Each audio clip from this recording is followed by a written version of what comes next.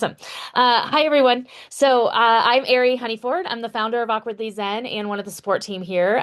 Got the amazing Kara who is going to be moderating this room all day long.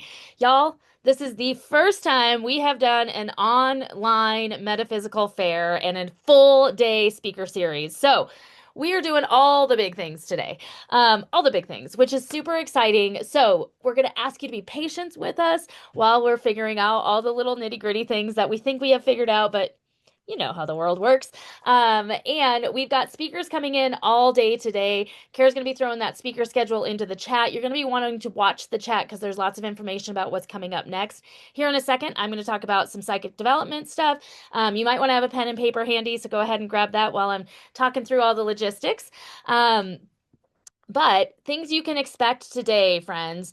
You can expect a lot of amazing speakers. These are people who we've invited specifically to talk to you about this topic of Awaken 2026. It is hard to pick speakers because we have so many amazing practitioners with Awkwardly Zen. Y'all, there are over 70 partners with Awkwardly Zen at this point. And that continues to grow and grow and grow. And we're so grateful for all of those folks who have become such an integral part of Awkwardly Zen and the community that we run. One of the things that's a big deal for us in Awkwardly Zen is that we don't believe in competition. We believe that there's enough for everybody and we're all in this together. And that's what makes our in-person fairs and now our online fair one of the best, I think, that's in the area because our friends and our readers really are a family and they take care of each other.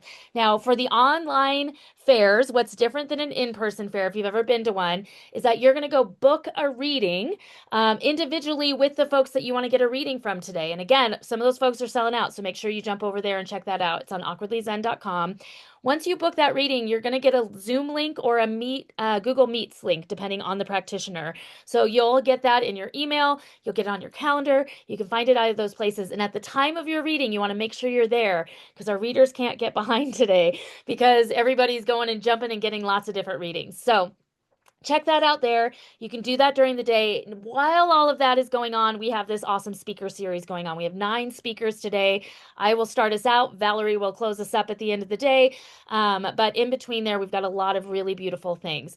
You can feel free to come and go today. You don't have to stay here the entire day. If there's someone you're interested in, great. And if you want to go get a reading, great. If you need to take a break, we get that too. It's a lot of screen time for everybody today. So love that. Oh, Dominique is the last speaker. Valerie's the second to last speaker. I keep thinking that. Thank you, Val. Thank you, Val. Schedules. I got schedules. It's fine. So, with that being said, you guys want to talk a little bit about psychic development? Because it's my cup of tea. It's my fave, friends. So, if you've ever attended a psychic development with me, you maybe have gone through what I'm about to do with you before, okay? And that's okay. We're going to do it again. I'm going to run through my little cute quiz about psychic gifts. And the reason I do this here in a minute is because, one, every time I go through this quiz, every time, there are things that maybe didn't hit last time that are hitting this time. And here's what that tells us. Psychic abilities are a moving thing. They have their own life, their own flow, and everybody is psychic, my friends. Everybody is psychic, okay? So if you're sitting here in this room and you're like, I don't have any abilities. I don't know what you're talking about, lady. I don't, you do. It's just how much we allow it to flow. And honestly, y'all, for me, it was just a lack of awareness. I had these messages coming through to me all the time, and I just thought I was clever because they sounded just like me. Okay. So in my industry, I was a fundraiser for small hospitals, and I always knew the right thing to say. I always was the person that everyone came to and wanted to interact with. I knew how to help people who I had no business knowing that. And I was just like, okay, I got it. I got it, right? And I am clever. Don't get me wrong. I'm Leo rising, so I have no problem complimenting myself. I am clever. But there is this like extra thing that was happening that I didn't realize. Okay.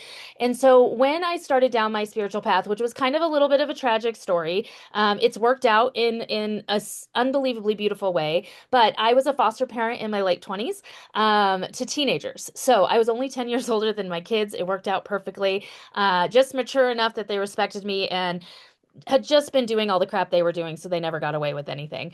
But when I was going through that, I took these kids in as my own. And when they were done in the foster system, I still consider them my kids. Unfortunately, I lost my son to his battle with mental health about 10 years ago. And that sent me on this trajectory that I never would have expected. He was super, super metaphysical. He went to the Maharishi Business School in Iowa. He was like, and he would come to me and tell me this stuff, guys, and I'd go, okay, Eddie, that's great. All right. Because it was just too weird for me, right? But I was very supportive. I wanted him to do what he needed to do. And I truly believe that that was a gift from Spirit of him setting us up for what is coming, right? So they do all of this. Me and Eddie have these conversations. I'm like, okay, that's great. And then Eddie goes. He leaves. And, it was like the hardest thing I've ever dealt with in my life. It was really, really tragic. And I kept a stiff upper lip. I just kept going until about 8 months later, and the holidays hit, and I got slapped down to the ground. Okay. And when I got slapped down to the ground, it was not normal for me. And about the third day on the couch, when I hadn't moved, my husband went, "This doesn't seem right." And he goes, "You got it. We've got to figure this out. So let's get you to see somebody." I'm a big fan of mental health care, friends. But what had happened in that situation was that I was like, if let me call. So I call, I'm on the phone with them. They say, "Okay, well, you can meet this doctor at this time. And then when you need medication, here's what we're gonna do." And I'm a big believer in medication, a big believer in therapy, a big believer in all of that. But I also knew that I really didn't want to go onto medication. I had seen it hurt some of my friends in certain ways. And so I was like, before we take that route, let me try something natural. So that's where these essential oils came in. I'm not going to try to sell you essential oils. Don't worry about that. But as I was learning about the essential oils and using them to deal with a lot of my stuff, it walked me right to metaphysics. Okay. So I walked to metaphysics. Actually, Nicole Sweet, friends, who is doing oracle card readings and Cards Against Humanity readings today, go book with her. She is absolutely phenomenal. Nicole Sweet did my first reading ever. I'd never gotten a reading. She pulled some oracle cards for me. She did some Lenormand cards for me. And I was like, okay, this is fascinating. And the next thing you know, we're going to every class we can. My little crew of friends, we were like, go do here, do this, go to fairs, do all the things.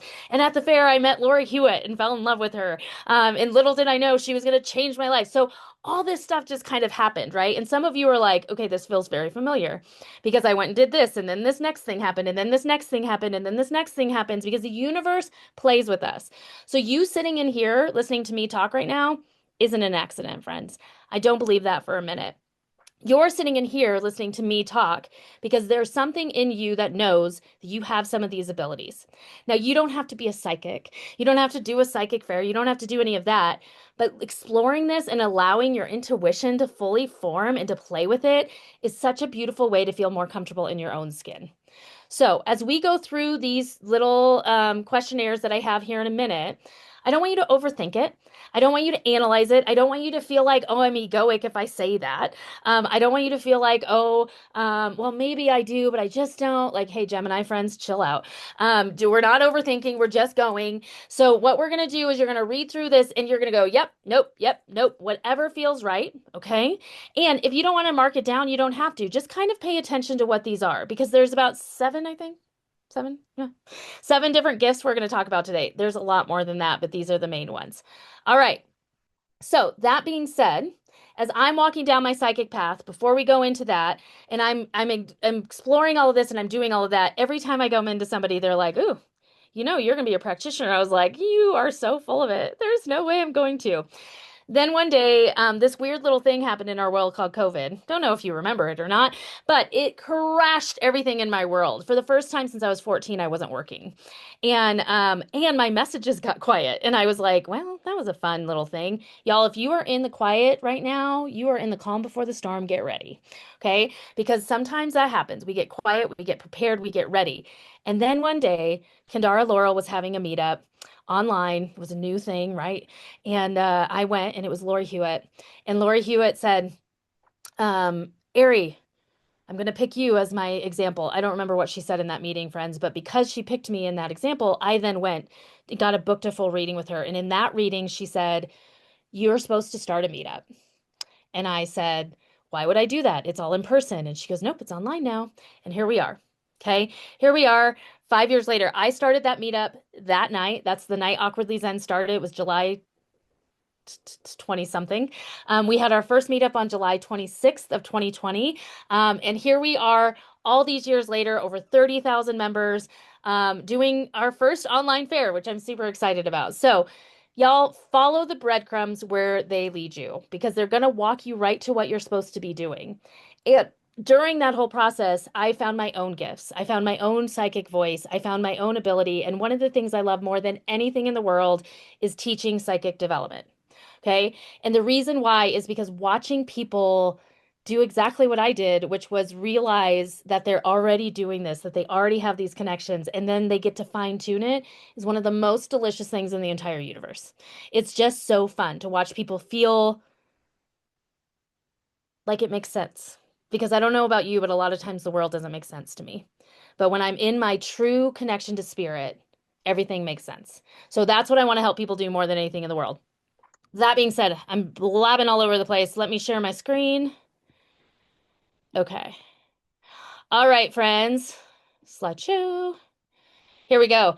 All right. So, psychic development with the clairs. We're going to run through these real quick. The first one we're going to talk about is clairvoyance. This is clear seeing, my friends. When you have clairvoyance, you're a visual person. When you close your eyes, you can usually clearly visualize things. You can, if I said go look or see an apple in your mind's eye, you can see it so crystal clear, like you could reach in there and grab it and eat it. I often catch movement or lights out of the corner of my eye. I would rather learn by being shown than by being told. My dreams are very visually intense. Sometimes I see metaphorical images in my mind's eye, metaphorical or symbolic, friends. Like you may see a puppy in your mind's eye when you meet someone playful, right? Those are the kind of things that we do sometimes if we have clairvoyance. Then number 7 is when making a plan, I need or like to draw it out. Diagram people, you may be clairvoyant, okay? Now, this isn't 100%. You may not be clairvoyant and you have a lot of these things, but chances are that if this is what you're drawn to, clairvoyance may be your strongest gift. Now, friends, you're not more than likely going to have just one of these. There's going to be a lot of them that kind of hit home with you. And some of you, all of them will hit home. For me, it started with claircognizance, which we'll talk about in a minute. And then each of them has kind of eked in as I've gone down my path more and more. All right. If you've got questions, friends, go ahead and put those in the chat, and here in a minute, we'll get a chance to do that. Kara, let me know if there's any questions that are like legit for this. Like I need to answer it right now. All right. Clear audience is clear hearing, my friends. Music often pops in my head and often has a strong meaning to it. Sometimes I hear other voices or sounds in my mind's eye. When falling asleep or waking up, I sometimes hear voices that are not coming from anyone near me. Let me move my screen so I can actually see what I'm doing. There you go. I often hear buzzing or ringing in my ears with no medical reason for it. This is not the no medical reason is a legit thing, friends. There's lots of reasons our ears buzz.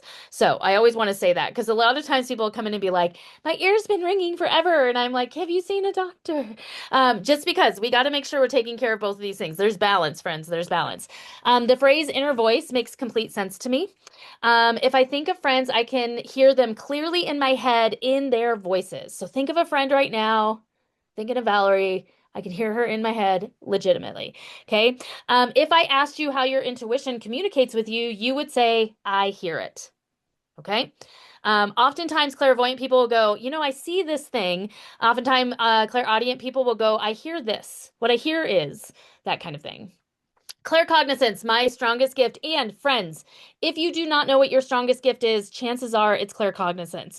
It's one of the hardest ones to realize because it sounds just like us. Okay, so again, we just might think we're really clever.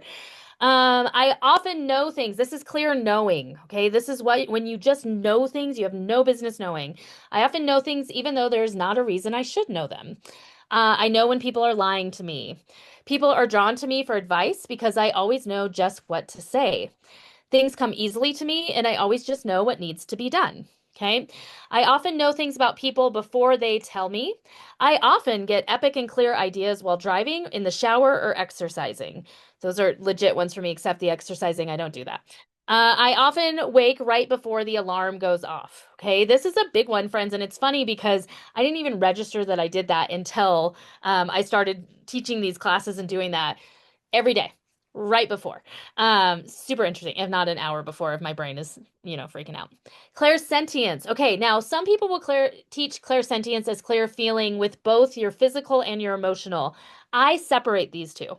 Clairsentience is clear feeling in your body, is the way I teach it. And clear empathy, which we'll talk about in a minute, is clear feeling with your emotions. Okay. So, clairsentience, my gut leads me, and I often say, my gut says I should do this. And you might say my heart says sometimes, friends, because some people, the gut can be a little bit more negative. Sometimes it's attached to the ego. Our heart often leads us in the right direction. I can feel other people's emotions and even sometimes their ailments. And again, clairsentience can bring up those emotions, but I do feel like if emotional stuff is really your game, it's probably clear empathy. My body tells me things through tingles, twinges, tweaks, and zaps. Okay. If you get little, like, you get those little, like get the chills a lot. A lot of people will get the chills for that. That's how mine shows up often. I can sometimes pick up an item and I know things about it or the owner just by touching it. I get overwhelmed at crowded or highly charged events. Oop, hold on a minute. I skipped one. When I walk into a room of people, I immediately know how it feels. And then casual touching can be very intense for me. Okay. So clear sentience, clear feeling with our like body. Now let's talk about clear empathy. Clear empathy is this idea. Now, those empaths in the room, who identifies as an empath? Give me a handshake. Okay.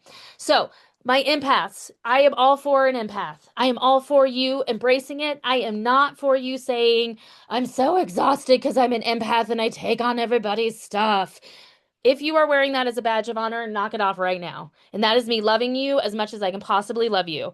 We do not want to take other people's things on. We want to let them flow through us. So, if this is not a skill you have yet, this is something you want to practice. Imagining that flow coming through, and I'll show you an image for that here in a minute. But that is really important, especially for my empaths. Y'all are great. You're wonderful. But if you just soak this stuff up like a sponge, you are not serving the world in any way. Okay. And you're going to make yourself sick, and we don't need that. So we're going to feel it, but we're going to let it flow through us, not attached to us. Okay. So, I've always considered myself to be an empath. I have to be careful not to make or take on others' emotions. Negative emotions in others will make me feel awful, and I often become emotional myself. I love being around pets or happy children because their innocence is refreshing. If I am in a crowded place, I often need to stop and take deep breaths or step out of the room to reset. I don't feel for someone, I feel with someone. And I cannot do multiple people-y events in a row without recharging. Okay. So let's talk about clairgustance. These are my weirdos. I love it. Clairgustance and clair olfactory or clairalience, which we're going to talk about in a minute. Clairgustance is clear tasting. Okay. Clear tasting is one of those ones that I was like, why would anyone want that? And then I realized you have that sometimes, Ari. It really comes through a lot with mediumship for me, this one and the next one, which is clear smelling. So for clairgustance, I get a bad taste in my mouth when something is not right. If someone is talking about a specific food, I can taste it even without it being near me. Number three, I have a heightened state of taste. I can taste slight differences more than most people can. Okay. Number four, I get random tastes in my mouth with no physical reason for them. Number five, if someone is talking about something or I'm thinking of someone, I can get a taste of something unique to them, like grandma's cookies, grandpa's famous barbecue. Hopefully it's good taste, not bad taste. I sometimes remember in tastes. Remembering a night out with the girls brings back the taste of that epic cocktail. Or number seven, I sometimes come out of a meditation or dream with a taste in my mouth. Okay. Now, clairalience or clairsalience or clair olfactory is all clear smelling. I'm very aware of smells and can often smell things more acutely than others. I sometimes catch whiffs or smells that others do not. If I'm thinking of a certain person, I may smell something about them. Grandma's perfume, dad's pipe. Again, this comes through a lot with mediumship, friends. When others are talking about people, I sometimes smell things. I am aware of exactly what smells are. Like, for instance, if I smell something funky, I may know immediately it's a wet dog. If I think of a smell, I can usually smell it. Like, think about fresh cut grass right now. And can you smell it? Sometimes smells come through very strongly and feel like they may be a message. Okay. So, oh. Okay, so friends, those are the main ones that I'm going to go through today. If you had some fun ones that you're like, oh, I didn't realize that about myself, throw that over in the chat because I'd love to hear it. Um, Beautiful. Over here, Kara, I'm looking over in the chat. I'm not seeing any questions yet. Awesome. So I want to show you that chart, friends, about letting the flow go through, or this picture. This is something that I keep on my computer and I keep it handy for myself because if I start feeling overwhelmed, exhausted after readings, or if I'm like in a funk or I can tell there's something that's kind of like not mine, then I know I'm not remembering this to flow. Okay, so let me share my screen again. This is the image that I use for this. Okay. Now you can come up with whatever image works for you. This is not the only image in the world that can help with it. But what this image shows me is that the energy is coming in through the tip top of my head, through that crown chakra, right? And it is flowing through me, then going down into Mama Earth. She's transmuting it down there with all of her sacred geometry and things that she does. Then she's going to send it back up into the universe and it's going to flow back through me. Now, for me, when I look at this, I don't know what the original artists thought on it, but for me, what I see is I've got my angels there, I've got my guides there, I've got my ancestors there, I've got my higher self there. Like all of these things are coming through me at any given moment, but through me. Okay. Now, that being said, there is also something to be said that everything that you need is within you, right? If you've got your higher self going on, you've got things like that, that you're going to pull that from within you. So if that matches more with you, that's fine. But remember, when we're connecting to others, and especially in physical energy and energy on the other side, it's something that we want to make sure flows through us. Now, Ari, what do you do when it doesn't flow through perfectly, when you forget? Which is very rare for me now because that intention is always set with me. But let's say I come out of something, I will immediately go wash my hands. Okay. If I can't get to water, I'm going to wipe myself off and visualize the energetic stuff is getting away from me. I will shoot it out the window. I will gather up all the energy in my room and I will walk it to the front door and I will kick it out. Okay. There's a million different ways to do this, my friends, but that's there. I also almost always have, I think my cat stole it. Yep. I almost always have a bell sitting next to me at any given place. Sound is such a beautiful thing. It's a little tinkle tinkle. There's a tiny little bell in my purse.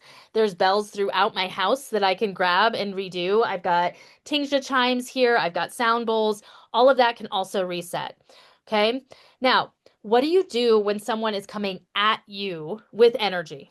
Okay. Because I know my empaths in the room, and at least one of you, if not 10, said, okay, that's nice, Ari, that you don't want me to take on other people's stuff. But what am I supposed to do when they like throw it at me?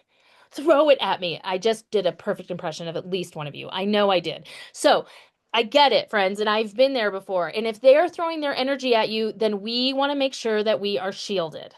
Okay.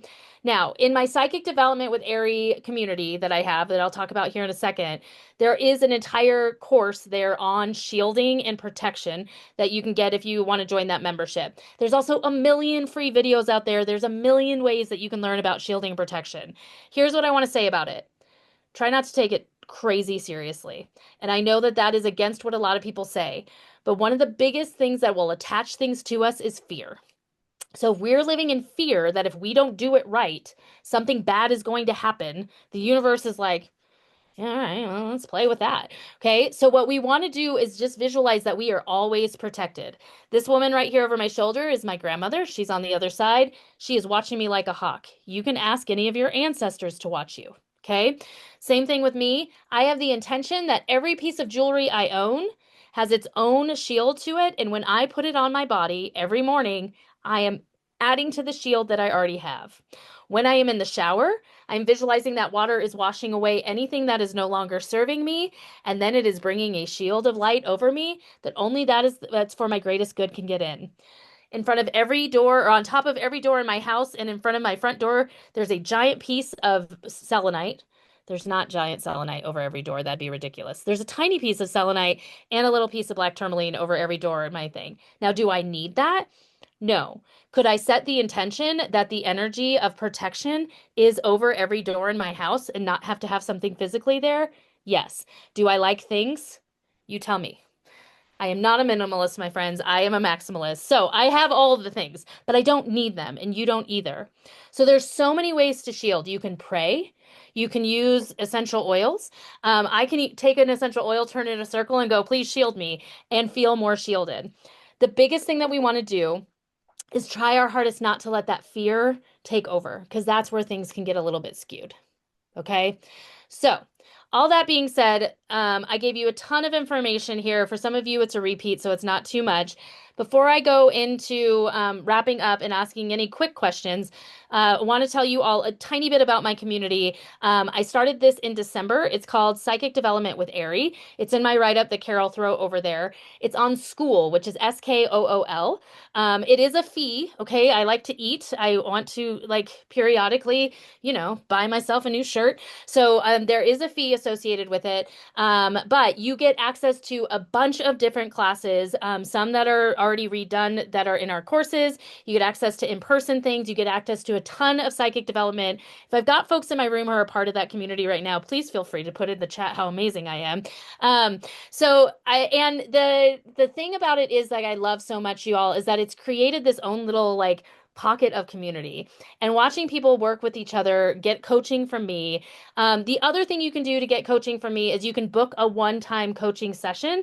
But here's what I'll tell you. For the same price of booking the one-time coaching session, you could get the highest tier in the membership. So you would get a individual coaching session with me and access to all of that for a month. Makes more sense. Okay, I'll give you the hint. I'll give you the hint. Go sign up for Skool if you want to do that. I love working one-on-one with people. I love helping people discover their gifts. We'll make it fun. We're not going to take it too seriously. I can't, and maybe you haven't figured that out about me yet, but I'd really rather have fun.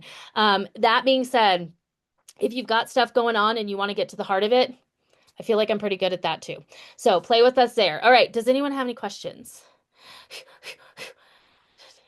And do I always talk this fast? I'd love to say no, but really.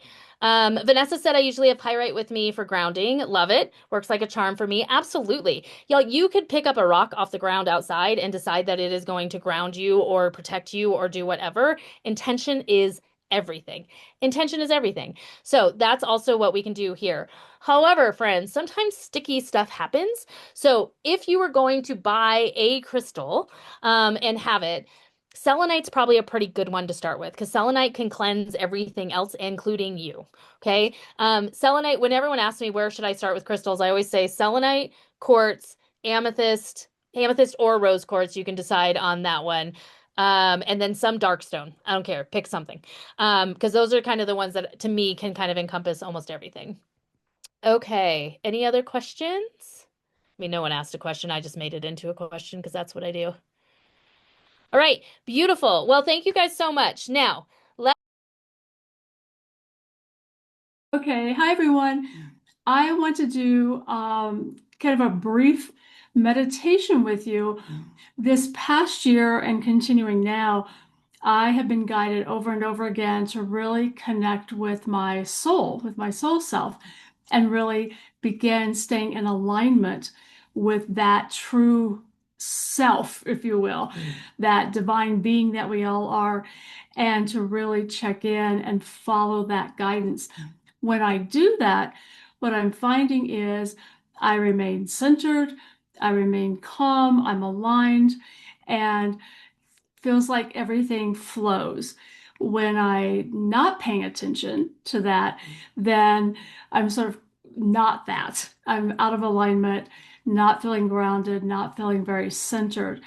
So I'm really working on that. And when I thought about doing a talk today, Spirit was very clear to do this meditation and to help you begin to link and if you haven't already, really connect with that soul self. So that what we'll do is just go ahead. We'll start the meditation. I'll guide you in, and then what I'll do is give you a few minutes to really connect with that being, that true you, and begin to make that connection, and then bring you out.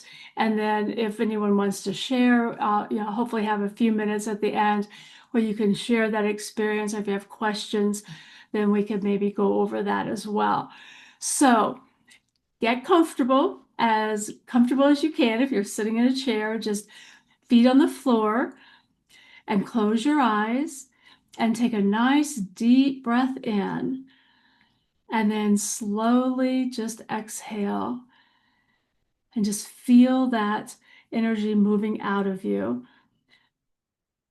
Take another really deep breath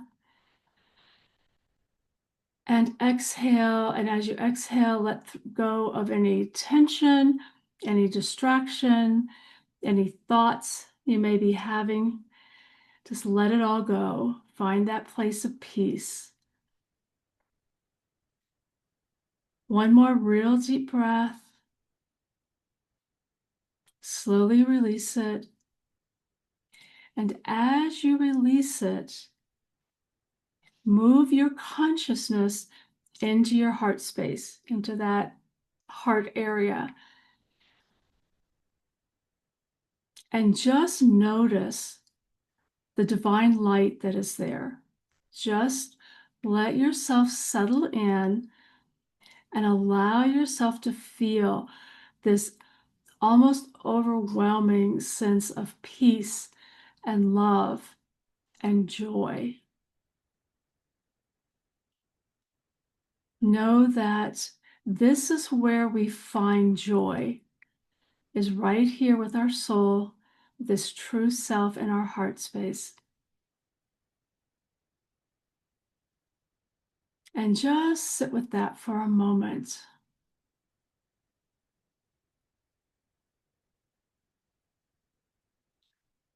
Now you can picture yourself, imagine however it works for you.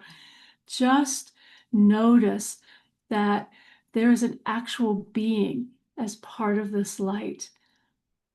And they may take on a shape, a form for you. As you notice this being, begin to connect, have a conversation,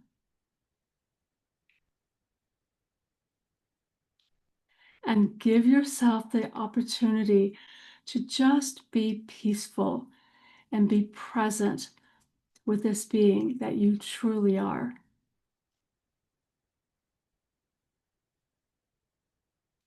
Ask them, what is most important today for you to know, for you to understand today?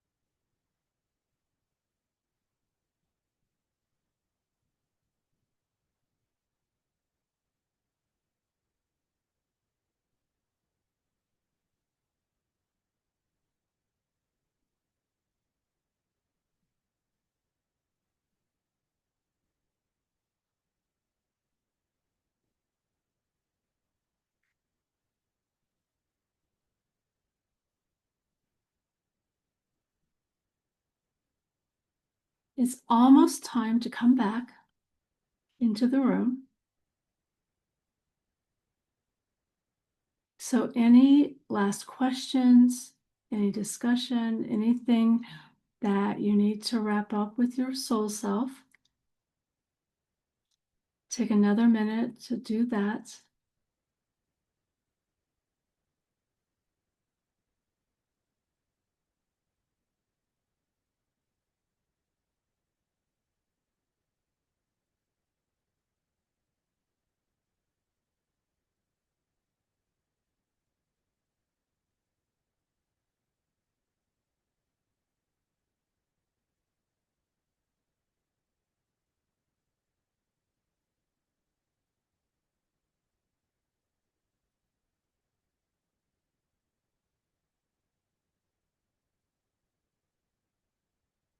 All right. Take a nice deep breath. Exhale. Say your goodbyes for the moment and return. Take a deep breath. Exhale and feel yourself starting to return to the here and now, back into the room.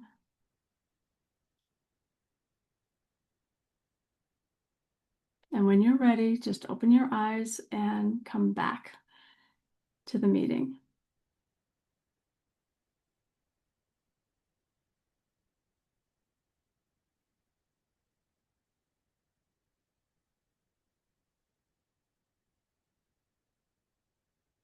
You might drink some water, move around a little bit, just to kind of ground yourself again and be present.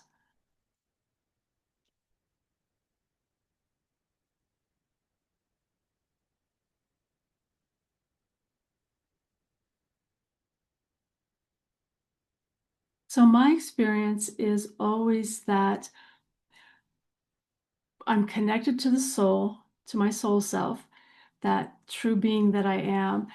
And the more I remember that every day and stop mind and ego from running the show, because that's what they think they're supposed to do, the more I can let go of that and say, oh no, no, no, no, and connect with my true self and ask, wait, what's next? What am I doing today? What do I need to know right now?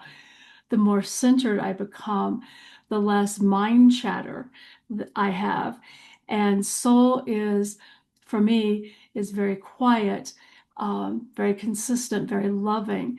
And when I'm really connected, this sense of joy, which I don't think I'd ever experienced in quite the at all. Actually, I don't think I've experienced happiness, but I'm not sure I ever experienced the joy that I feel when I'm connected to soul. Because remember, we're always connected to source. And so when I'm connected consciously, then in the here and now, things quiet down. I feel this intense joy. And it's because I'm connecting then again consciously with source, God, the universe, whatever you call that. And that is a place of pure love and joyfulness. And so it's a when I can stay in it for more than a nanosecond, it feels wonderful.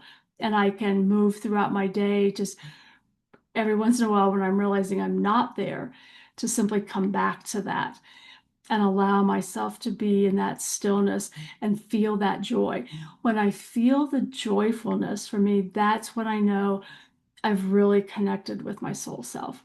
And it's not just my mind carrying on, making stuff up, which it's really good at doing. All right. So hello. Hi. It's really good to feel into this group. Yeah. Good to see you too, Kara. Um, So, if you don't know me, I'm Stephanie, and I am a creative transformation guide, and process artist, and an intuitive, and I'm channeling art too. Who knew? And that's all of that sort of came to be because I started 30 years ago with something called process art. And basically, that is just to create from the inside out. There's no right or wrong. You don't have to be an artist. You just create to create. And the reason I am here today and I continue to show up for this practice, and I started a business, Creative Nectar Studio, and I do one-on-ones, all of that is because I feel this transformation happening on the planet, and I can see like glimpses of a new way of being. And when I really click in and check in with my team, um, I know that creativity is going to be one of the big pillars of how we get to where we are now to where we're headed. And I want to bring that to as many people who feel called to do so. Now it's not the way, and it's not the only way, but it is a way. And I think I'm most passionate about it because, like I was telling Ari earlier, I never picked up a paintbrush when I first started this, and it has slowly changed my life. Like, I've become more spiritual. I also was not a meditator. And because of this process, it allows me to, and others, to go deep, to go into stillness, to have that meditative, to be in that meditative state and go into the heart space, without like the official meditation type thing.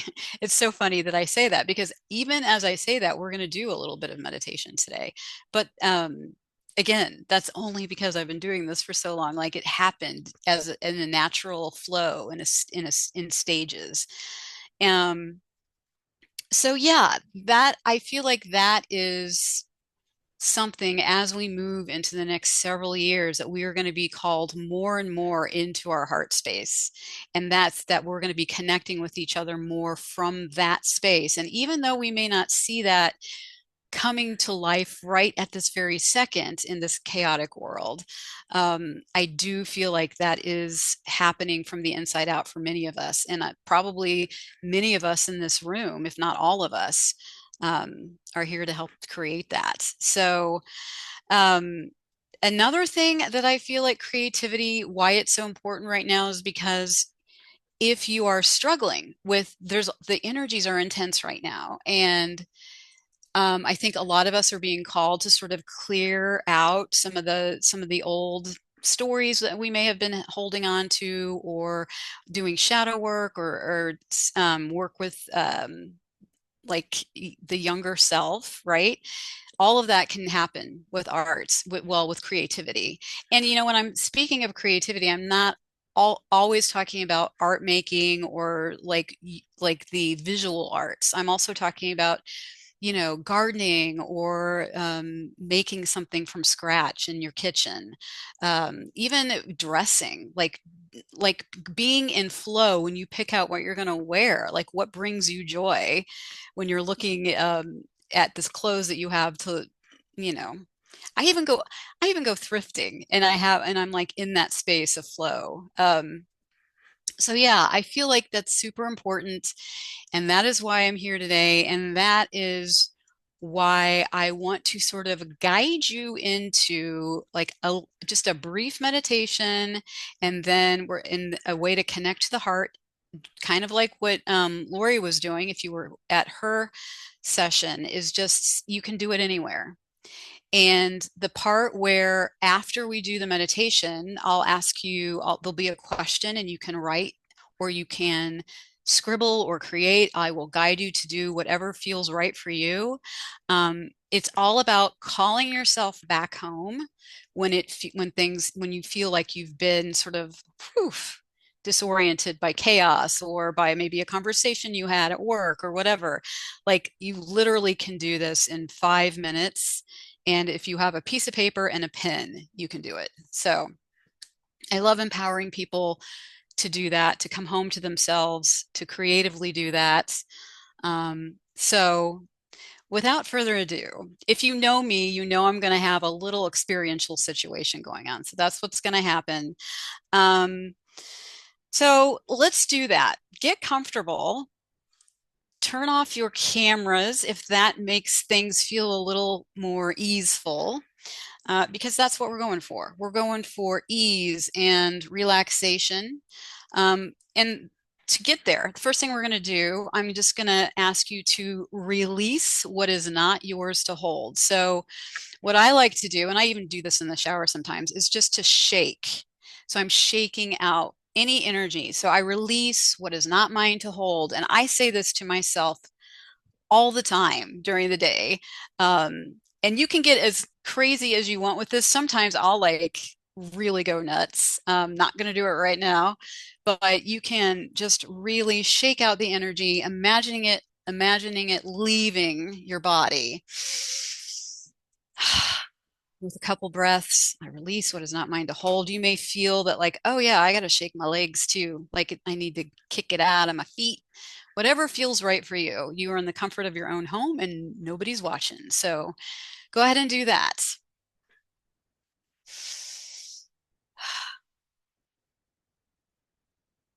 Okay.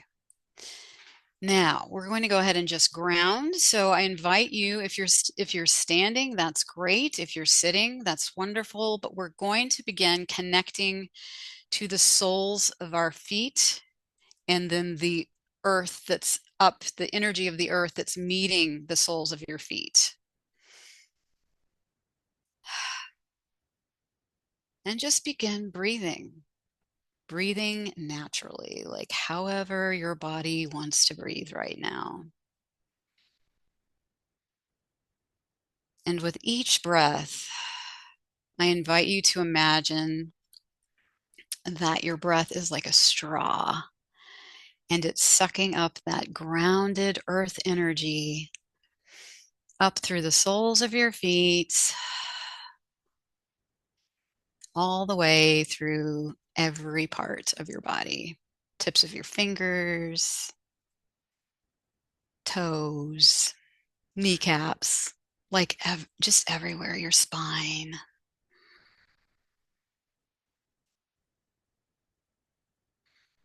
And as you continue breathing, just imagining that that is a continued source of bringing in that grounded feeling. There may be colors coming in, smells,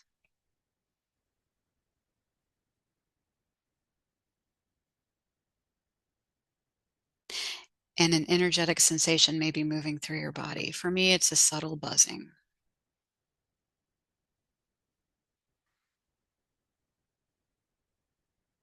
And at this time, if it feels aligned for you, I invite you to call in your team, call in your guides. I call in my team of light right now to be with us, and invite any of your teams that if you feel aligned to do so and consent, they can join us. Just really creating a space of safety and love and unity.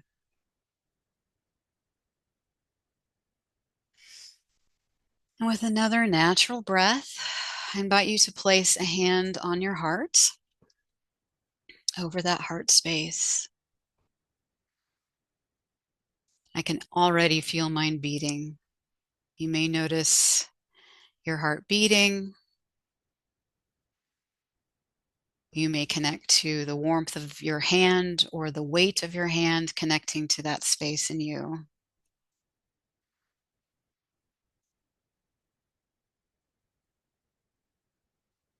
And I notice I sort of want to just gently move back and forth with the rhythm of my heart. Just sort of notice what's going on for you.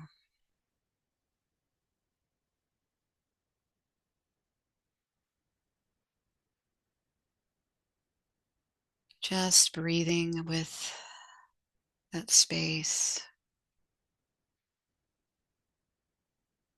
And as we're just sitting with our heart, you may notice more colors coming in. If you don't see colors, that's absolutely fine. Again, you may smell things, you may feel an energy, or you may just know. And as you begin to become clear with the energy there for you, just imagine that the grounded energy that we brought through our body earlier and this heart energy can combine. And then with that combination happening, sort of breathing that into your whole body, that grounded, heart-based energy.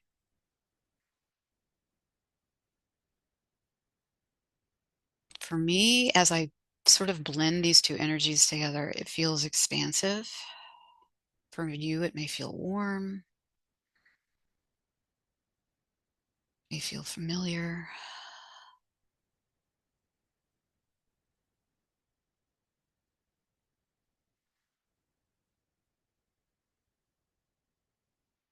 And just to sit here for just a brief moment with those two energies combining,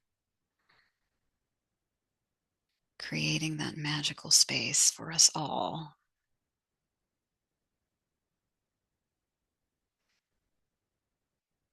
And then if you've taken your hand off your heart, I invite you to place it back right on that heart space,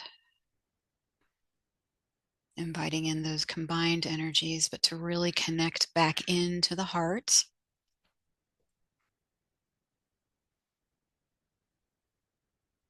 And then we'll start to notice, how is this feeling? How is this? Are there any images that are coming in? Again, the colors. What colors am I seeing? As I'm connecting to my heart, how does my body want to move?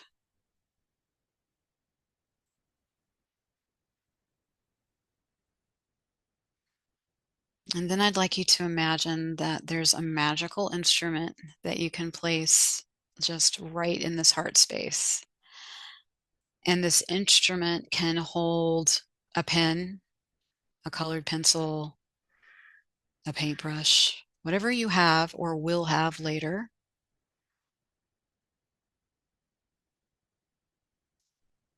And it can move with the energy onto a piece of paper.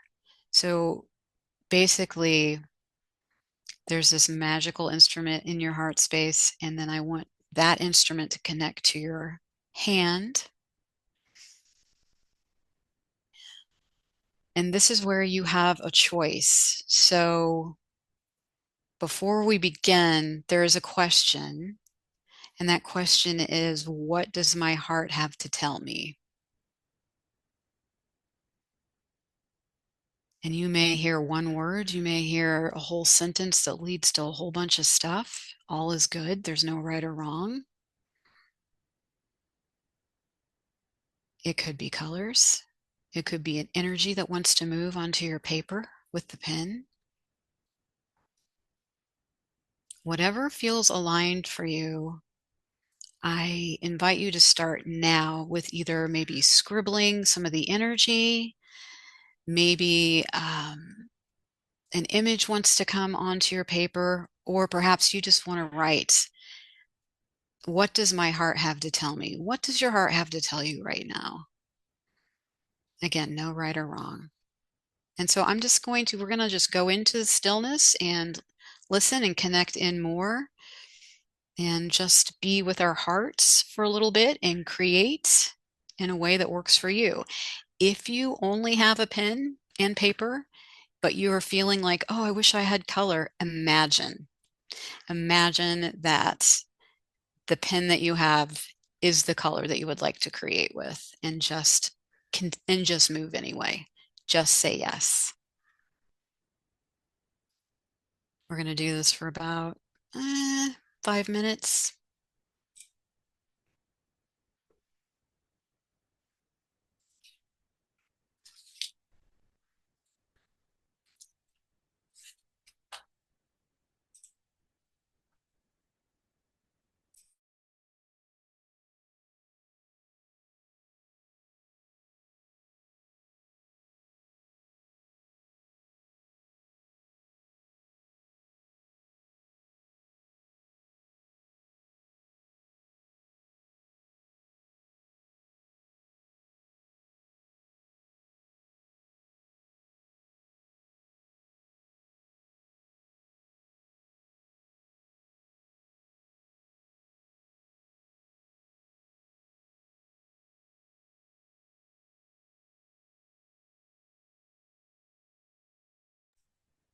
And as you write or scribble or create, just a reminder that it doesn't have to make sense. It could just be one or two words. It's all welcome, and there's no right or wrong.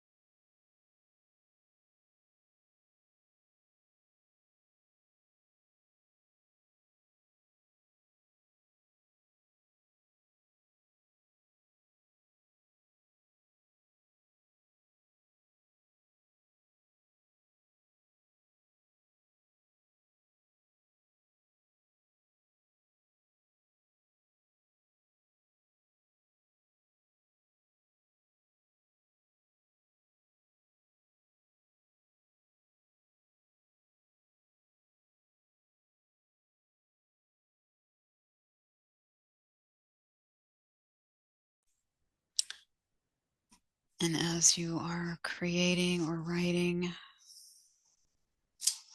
it may be that you're asked to connect again with that space. It's okay to take room and to reconnect and just breathe there.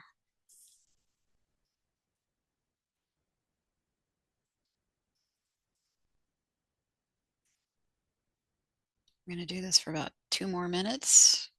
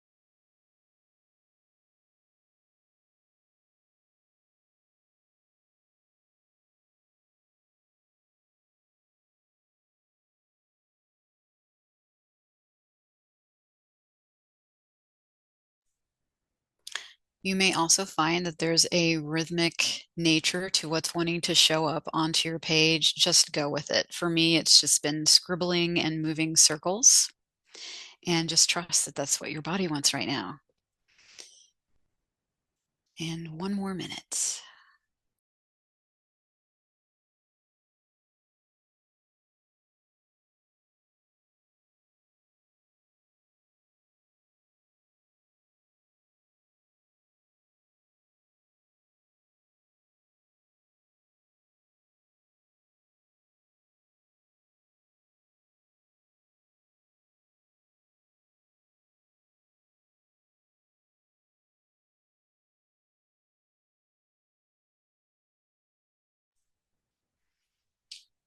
Okay. So we will wrap up, making sure to thank our sacred hearts for hanging out with us today, knowing that we can connect anytime that we want. It's all really just about intention and stillness. And creativity just sort of helps drop us down faster. Um, so really, I mean, that's it. I offer a community through Creative Nectar Studio where we do this kind of stuff and more, several times a month. And I offer one-on-one sessions if you're interested. But yeah, this is like, it's a simple, simple thing. And I think like if you blink, you might miss it sometimes. But I do feel like that's the energy of what's next moving into the future. So with that, I will say, if there's any questions or if anyone wants to share impact, anything like that, that would be awesome. I'd love to hear it, but there's no pressure. So, as you guys already heard, I'm Brandy Benton. I'm a somatic coach and educator.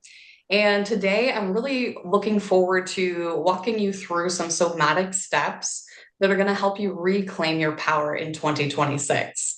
So, if you had a stressful 2025, it was like, like it felt like everything was just a little bit more challenging than it needed to be, go ahead and just like put a yes in the chat, or like, that was me. I was just pulling out all the stops in 2025 to get by. Yeah. So my session is going to be super interactive. We'll be using the chat function because I really love to have conversations with you guys, see how you're feeling, and seeing how the information and also the tools are helping you. So I will prepare you ahead of time. We are going to be moving our bodies. So if you're sitting in your chair and you're just lazing and you're like, oh, I'm going to listen through this, it'll be interactive and it'll be fun, I promise. You don't have to get out of your chair, but you will need kind of some space to just move the body. So if you are ready for an interactive session and for some participation, go ahead and give me a yes or a hell yes in the chat. Woo! Okay. Yes. Hell yeah. Love it. Awesome. Let's jump right in. So I'll throw out a question for you guys. Does it ever feel like feeling good in your body, right? Feeling calm, regulated, resourced, feels like a science experiment that you're always trying to get right, right? You're like, it was a Tuesday and I ate chicken and I had a bubble bath and I drank a glass of water and it felt amazing. And you're like, okay, but how do I get that every day? And you're trying to get those like same repeatable steps so that you can feel good. And it just doesn't feel like you can get there every time. So if you've felt that sense, right? Like, how do I get this to happen? That's probably a little frustrating. So drop a word in the chat. How does it feel when you can't reliably control how you're feeling, right? You can't control your emotions, your stress levels, and you kind of feel like you're a victim in life. You feel like everything is kind of just happening to you. Okay, see what my chat says. Ooh, yeah, helpless, frustrating, chaotic, uncomfy, helpless, anxious. Ooh, girl, yeah, I feel you. Burdened. Yeah, it gets hard. It gets really heavy. And here's the thing, what ends up happening, right? We believe we're doing the right things. It's not like we have bad tools. It's not like the walking and the meditating and the journaling, those tools aren't good. But even though we're using them, we're still feeling anxious, overwhelmed, and disconnected. And a lot of times, what ends up happening is we believe if I just find the right coach, the right program, the right system, the right yoga class, whatever it happens to be, I'm going to feel better. And then when the tools don't actually make you feel better, who do we blame? Why is it that the tools aren't working? Right? We start blaming ourselves. Like something's wrong with me. Like I'm broken.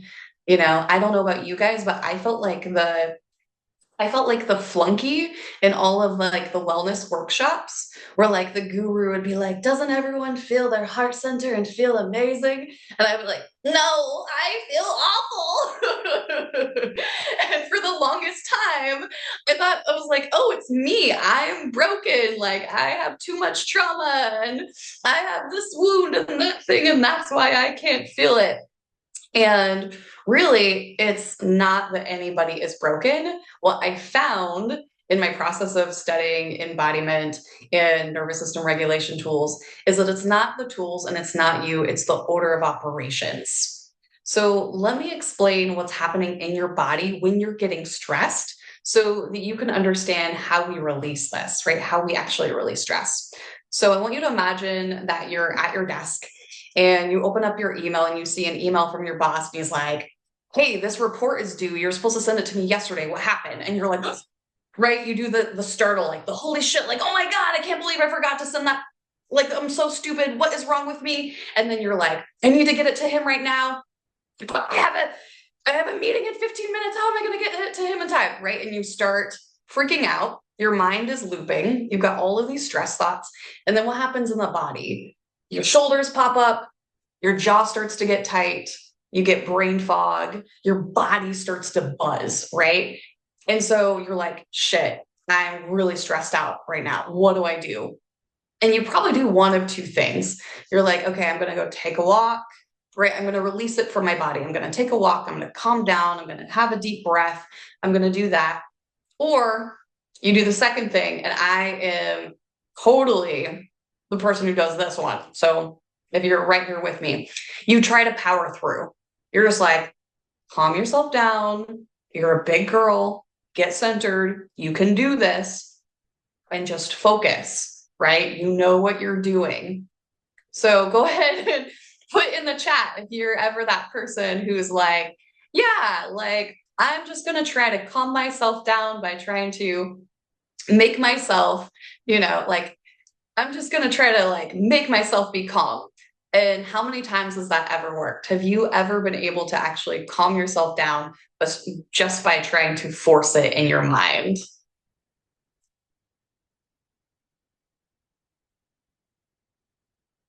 And then what do we got?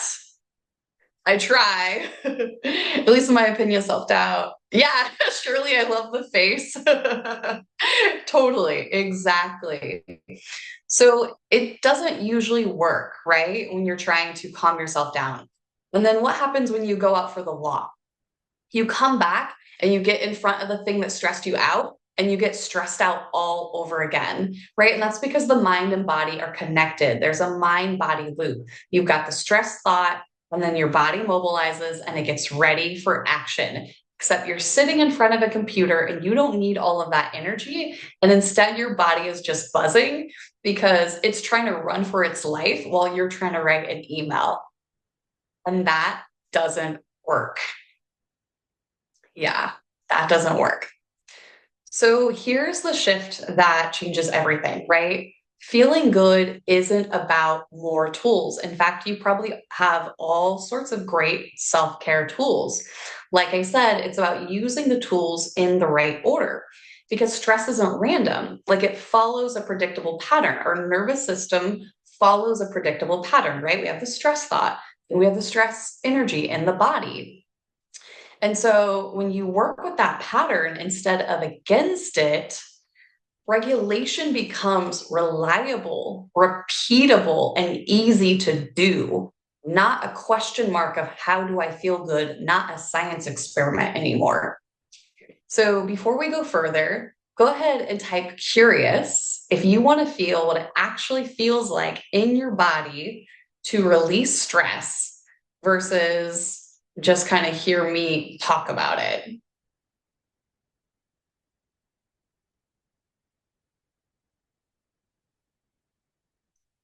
Curious. Okay. Curious. Okay. Get ready for it because we're going to start to feel it in the body. We're going to go ahead and play with this and give you an opportunity to really release stress from the body. So what I want you to first do is you can close your eyes or you can have your eyes down so that you're looking at something non-stimulating. And I want you to feel into your body. And I want you to notice something that maybe you are not looking forward to tomorrow, right? It's Sunday. You might have a little bit of Monday blues.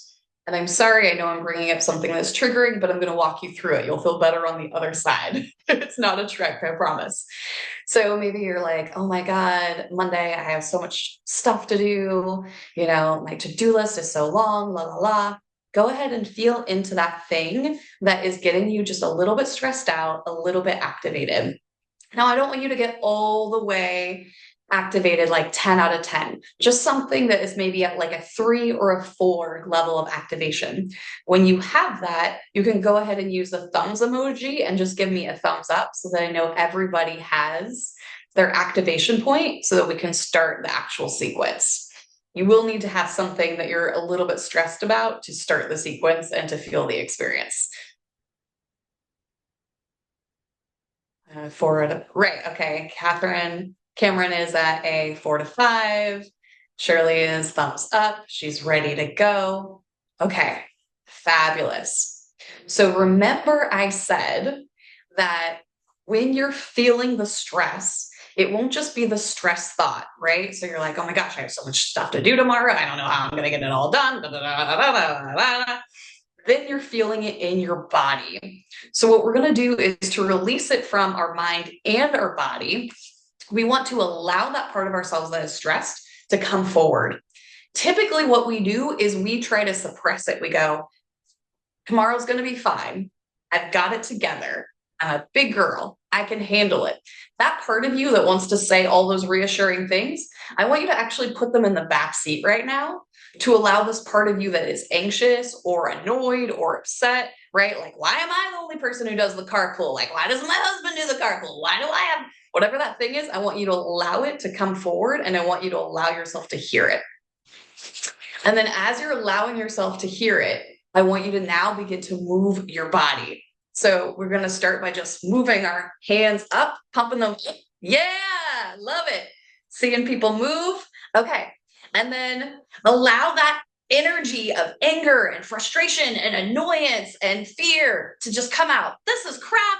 I can't believe I'm the only one who has to do the carpool lane tomorrow. My husband never does it. I'm the only person around here that cleans and picks up and does all the things.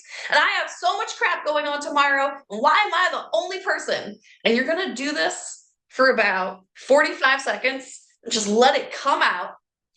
Let yourself be irritated. Let yourself be angry. Let yourself be anxious. Feel all those things. And then come on down. Yay! It's fun watching you guys do that. Come on down, back down to your body. Let it settle. And then I want you to notice if anything shifted. Like if you started at like a 4 out of 10, are you still at a 4 out of 10? Or are you calmer now? Give me a thumbs up if you're like, I'm feeling lighter in my body. Yes. Yes. That is where it is at. Cool, because we're doing this combination of mind, body, working together, right? You're starting to get more relief. Now, whenever we're doing this, we never want to hurt our bodies. So we're always doing it in a way that feels safe and good. So we're going to do you guys need one more round or are you ready to move on to the next part of the sequence? Give me a thumbs up if you're like, I need one more round, pumping it out. Just, yes. Okay, Jacqueline, let's go. All right. And we're going to do 45 seconds on the clock. Let's do this. We're moving our arms. Oh, and I always love to vocalize, you guys. This is the part of being a somatic practitioner. I get to be really weird and use my full body. But if it feels good, let yourself just like, oh, so annoyed, so frustrated. And you're going to get that activation in the polyvagal nerve that's in the throat. And just pump those arms until you feel that shift and that relief. Letting yourself feel that anger, feel that frustration, and then coming down. Woo! Girl. And then what is right underneath that is that sadness. Come into that sadness. Come into that part of you that is maybe feeling a little bit wounded. Yeah. That part of you that is like maybe worried that you're not going to get everything done, worried that you're going to disappoint people, thinking that it's not fair that you have to do it all by yourself. Sad that you feel so alone. And just let yourself be in a little bit of that tenderness. Because right below anger and anxiety is usually sadness, is usually a little bit of pain, it's a little bit of a tender part of us that needs some compassion and needs some love. Yeah, I'm reading your mind. And then notice how that part of you wants to be held. Would it feel good to touch your face? Would it feel good to touch your shoulder? Give yourself a little hug. Does it feel good to caress your arms? Really listen to the body and how it wants to be soothed. Yeah. Beautiful.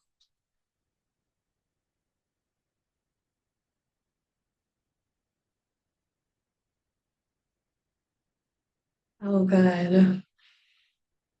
Yeah, it's that part of you that has been waiting for so long to just be heard and just be witnessed.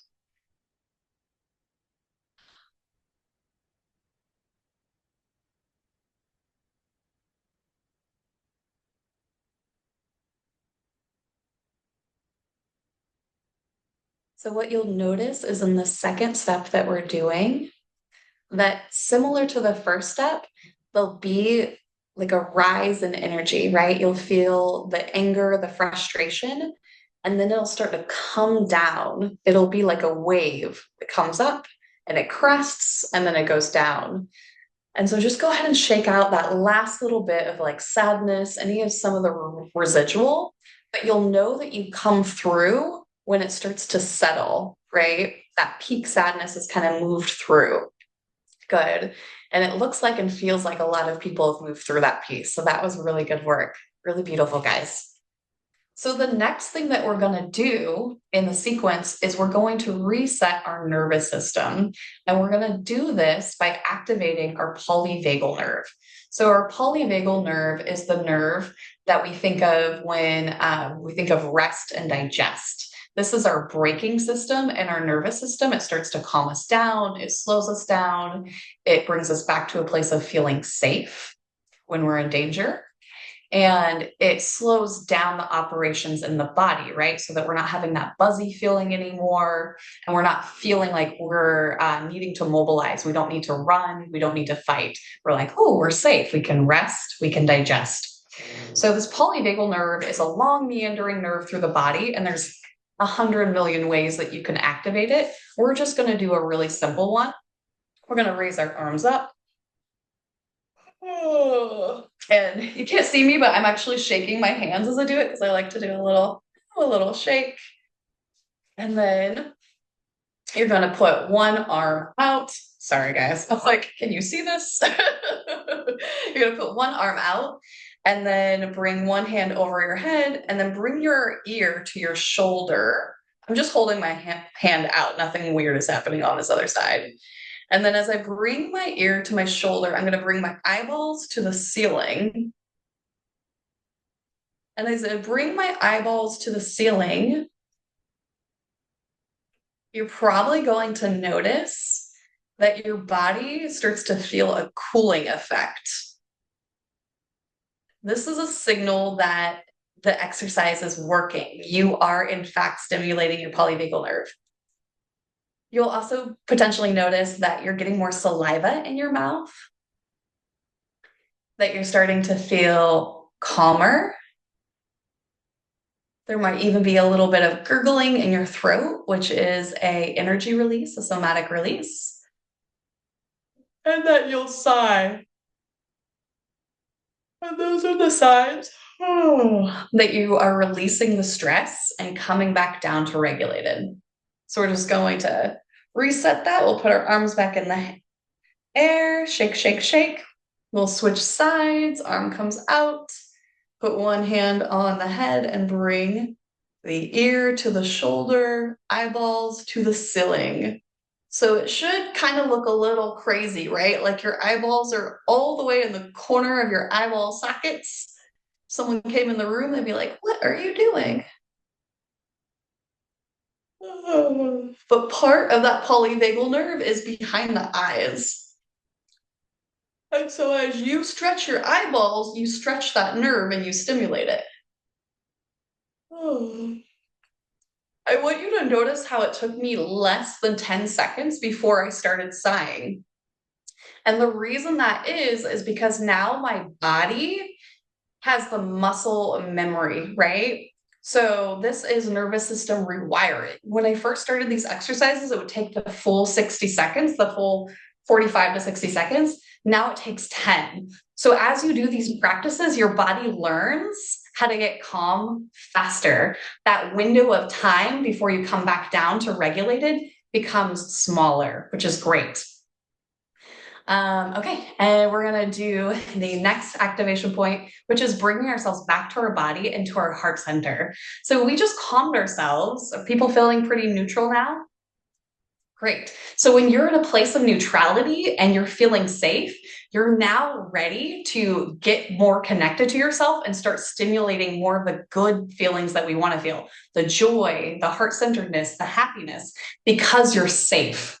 When you're running from a lion is not the time when you're like, joyful. So your body needs you to know that you're in a place where it is safe to reconnect. And now you're safe to reconnect.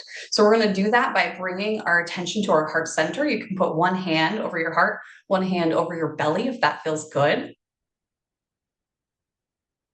And then just imagine that you're breathing air into your heart center. And that as you're breathing your breath into your heart center, it's feeling warm. It's almost got like a beautiful glow to it. And it's starting to open up.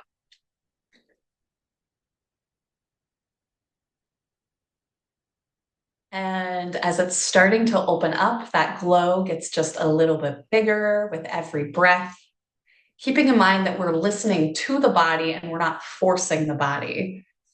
So there's no reason to try to force the glow to happen. Just let it naturally arrive and for you to be the observer of it as you're bringing your attention and awareness there. Good. And as you're feeling that glowy warmth, we're now going to move in to stimulating some joy and some playfulness. So I want you to open your eyes and we're going to start generating some energy. So take a moment and just imagine that favorite song that you have always gets you excited, right? Maybe like right now I've been listening to Mutt. I don't know why that is the song that comes up for me, but just like, baby, take your time. What's the rush? And he's like, I'm a mutt. Like, I just find it so funny. It's like great old school R&B that takes me back to like my teenage years. So I want you to listen to that song and give me a thumbs up when you can like, you're like, oh yeah, I know my song. It's on repeat. And then as you hear that song in your head playing, I just want you to just let yourself feel a little bit of joy. How do you feel when you listen to your favorite song? What happens in your body? What starts to open up? Do you feel it in your hips? Do you feel it in your shoulders? What part of you feels like it wants to shimmy, wants to move, wants to play? And if part of you is like, this is weird, good, because a lot of times we struggle to be our playful, joyful, childlike selves, right? There's a part of us that holds back. It's like, oh no, I'm gonna look like a weirdo. And so I want you to let that part of yourself, again, sit in the back seat, and the part of you that just loves to feel alive and exist and move and dance and play, I want you to let that part of you move to the front and just allow it to be flowing through your body. Yes. This is a little bit easier when there's some music going on. But for me, I always have a song in my head. So maybe you've got that function too. And you can do a little life of the party. Yes. Yeah, put your song in the chat. Who put your favorite song in the chat? I want to know what you're listening to. Okay, awesome. Woo! Okay. Coca Cabana. Okay. We got a throwback. We've got Prince. Wait, Life of the Party by Prince. Yes. Prince always has some good songs. Oh, I love the Mr. Wives. Yes. Earth, Wind, and Fire. Yes. Good vibes. Okay. Whew. Okay. So this now is the test. We're going to see how this worked in our body, right? Because we're little scientists. We're going to figure out, did these steps actually work for us? So go ahead and take a moment to come back down to your body. And you can close your eyes again, or you can bring your eyes to your knees. And I want you to notice, thumbs up if anything shifted for you, even subtly, where you're feeling lighter, you're feeling warmer, more open, more calm. Let me know if it has shifted in your body. Yes. Yes. Yes, yes, yes. Good. So now I want you to think about the original stressor that you started off with, right? Your Monday blues. You're the only person who does all the pickup, all the cleanup, whatever it happened to be, that thing that was frustrating to you. And I want you to notice what happens when you bring in your body, when you bring it to mind. Drop one word in the chat. How does it feel in your body now? When you think about that original stressor, one word in the chat. How does it feel in your body now? Free, happy, released, easy. Yeah, guys, this is what I'm talking about. These are the simple, repeatable steps that we can do over and over again to bring ourselves back to regulated. Yeah, so this isn't just relief. This is your nervous system learning something new, because you don't just feel better now, you're going to feel better tomorrow when that same issue comes up, but you notice it feels different in your body because you've rewired your nervous system around this issue. Isn't that powerful? So here's what usually happens. People leave the session thinking like, wow, that was incredible. I'm going to set a goal. I'm going to come back and do this every single day. And then tomorrow hits up and our stressors hit. And what happens is our habits take over because we have a conditioning in the way that we manage our stress, right? Maybe instead of reaching for regulation, we reach for chocolate, or we just plow through, like I said, is one of my overriding ways of dealing with stress. And it's not because you don't care, it's because this is what is normal and it's what is your default for your nervous system. So with that in mind, this is why I created a community and a container for people to learn the tools I just taught you, but with a integrated community so that you can start weaving this into your everyday life. So I want to introduce to you guys my Embodied Reset coaching program. And it's a 4-week live coaching experience where you're going to learn these tools and other tools as well to weave in as you're feeling stressors in your life. You're also going to have 4 live sessions with me and a small community to get coaching so you can understand when you've got certain hurdles, or let's say you have a specific thing that you get triggered around over and over again, and we can actually brainstorm how to pull that back, how to get that habit to stop happening and to start releasing that stress permanently.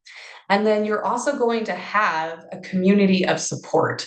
So there's the potential for a support buddy if you want a support buddy. People usually love having those, and an opportunity to communicate as well and get to know people and learn through community learning, which is honestly one of the best ways to really create habit change.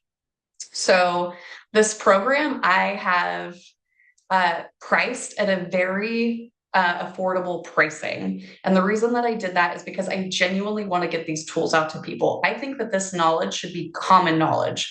Each one of us should know how to regulate ourselves and release stress out of our bodies, right? That it should be the repeatable steps that you follow. That's how you're going to reclaim your power. So instead of hoping for 2026 to be easier, you can instead be confident that when stressors show up, which they inevitably will, you'll know how to get back to feeling good in your body. So I've priced this at $147, extremely cheap. But for you guys, for this event only, I'm going to price it at 25% less. So that's only $110. And that honestly is cheaper than a single 1-hour session with me. And like I said, I did that because I genuinely want to get these tools out to everyone. I want this to be common knowledge. There are 2 cohorts. You can start the January cohort, which is going to be Tuesday, so 2 days from now. So if you're ready to like jump in, get this, do this, you can start right away. Or if you've got some things going on and you'd like to push back, we have a February cohort that's going to start February 17th. All the links to enroll are in the chat, and the details for the program are in the program page, and that link is also in the chat. So if you want to check that out. But the 25% off is going to go until the last speaker of the day, so 5 p.m. Mountain Time. And then after that, it'll be back to the original 147, which honestly is still at that price. So thank you so much for letting me walk you through this process, for that amazing participation and the energy that you guys brought. And I'd love to stick around and answer any questions that you guys have.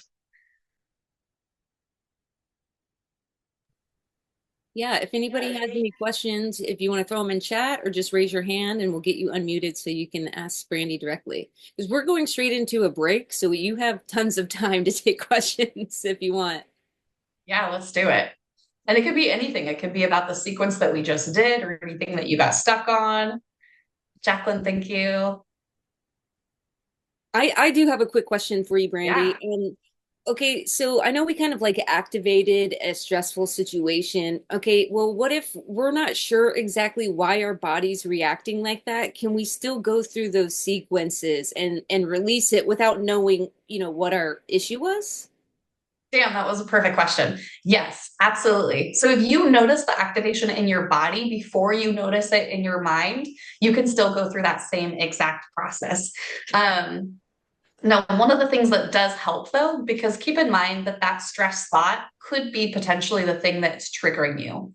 So you could go through the sequence and then you come back to feeling more regulated. And just like I was saying, where you walked away from your computer and then you came back, you saw the email again and you did the whole process all over again. The likelihood is that once you go through the process and you come back to that original stressor, it'll be obvious because you'll feel it, right? You'll be like, oh, I sat in front of my computer, I looked at this email, I got activated again. So that's one piece. And then the other piece is if you don't know what the stress thought is, sometimes you can actually go right into the body and it will tell you. Like you can sit there and be like, okay, I'm feeling it in my shoulders, I'm feeling it. Okay, like what was going on when I started to feel this? Like what's coming up for me?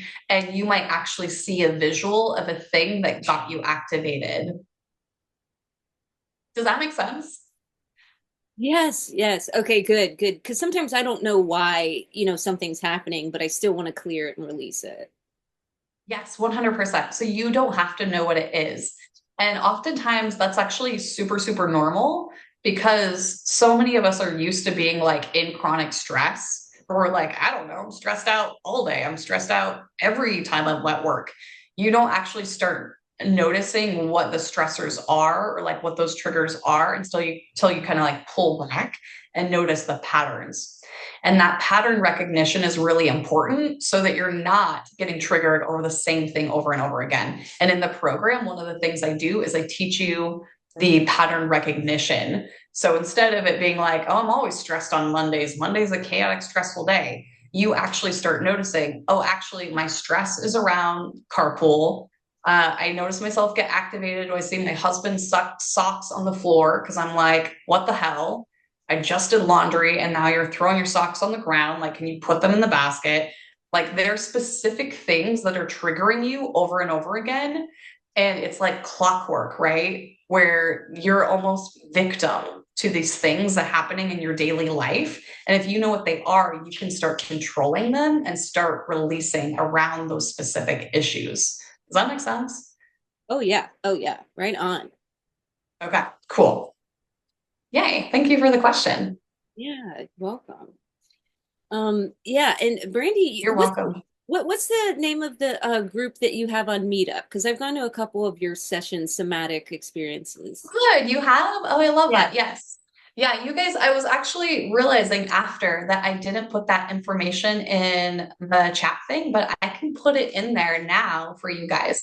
But yes, I also run a meetup group, and the classes are free. It's called Somatic Healing and Embodiment. and I'll put the link to that in the chat. And I usually do a class about every other week, but you can actually find me there and get some more of my educational work. Hello, my name is Paula Robbins. I am the founder of Sunlit Pathways and the membership, The Lighthouse. I am a metaphysical hypnotherapist and an author and a speaker. And today we're going to be talking about 3 ways to deepen your divine guidance. So I do have slides to go over with you. I'm going to load those up in a second. If you have questions, you can throw them in the chat. I am okay with a little bit of disruption during my presentation, and then we'll also have a Q&A at the end if anybody has any remaining questions. And yes, Cameron, I am an author. In the write-up about me is my book, Hitchhiking into Recovery. You can see it kind of back here, but I'm very, very proud of this. I just released it in October. So, all right, let me go ahead and share screen. Let's see if I can get to that.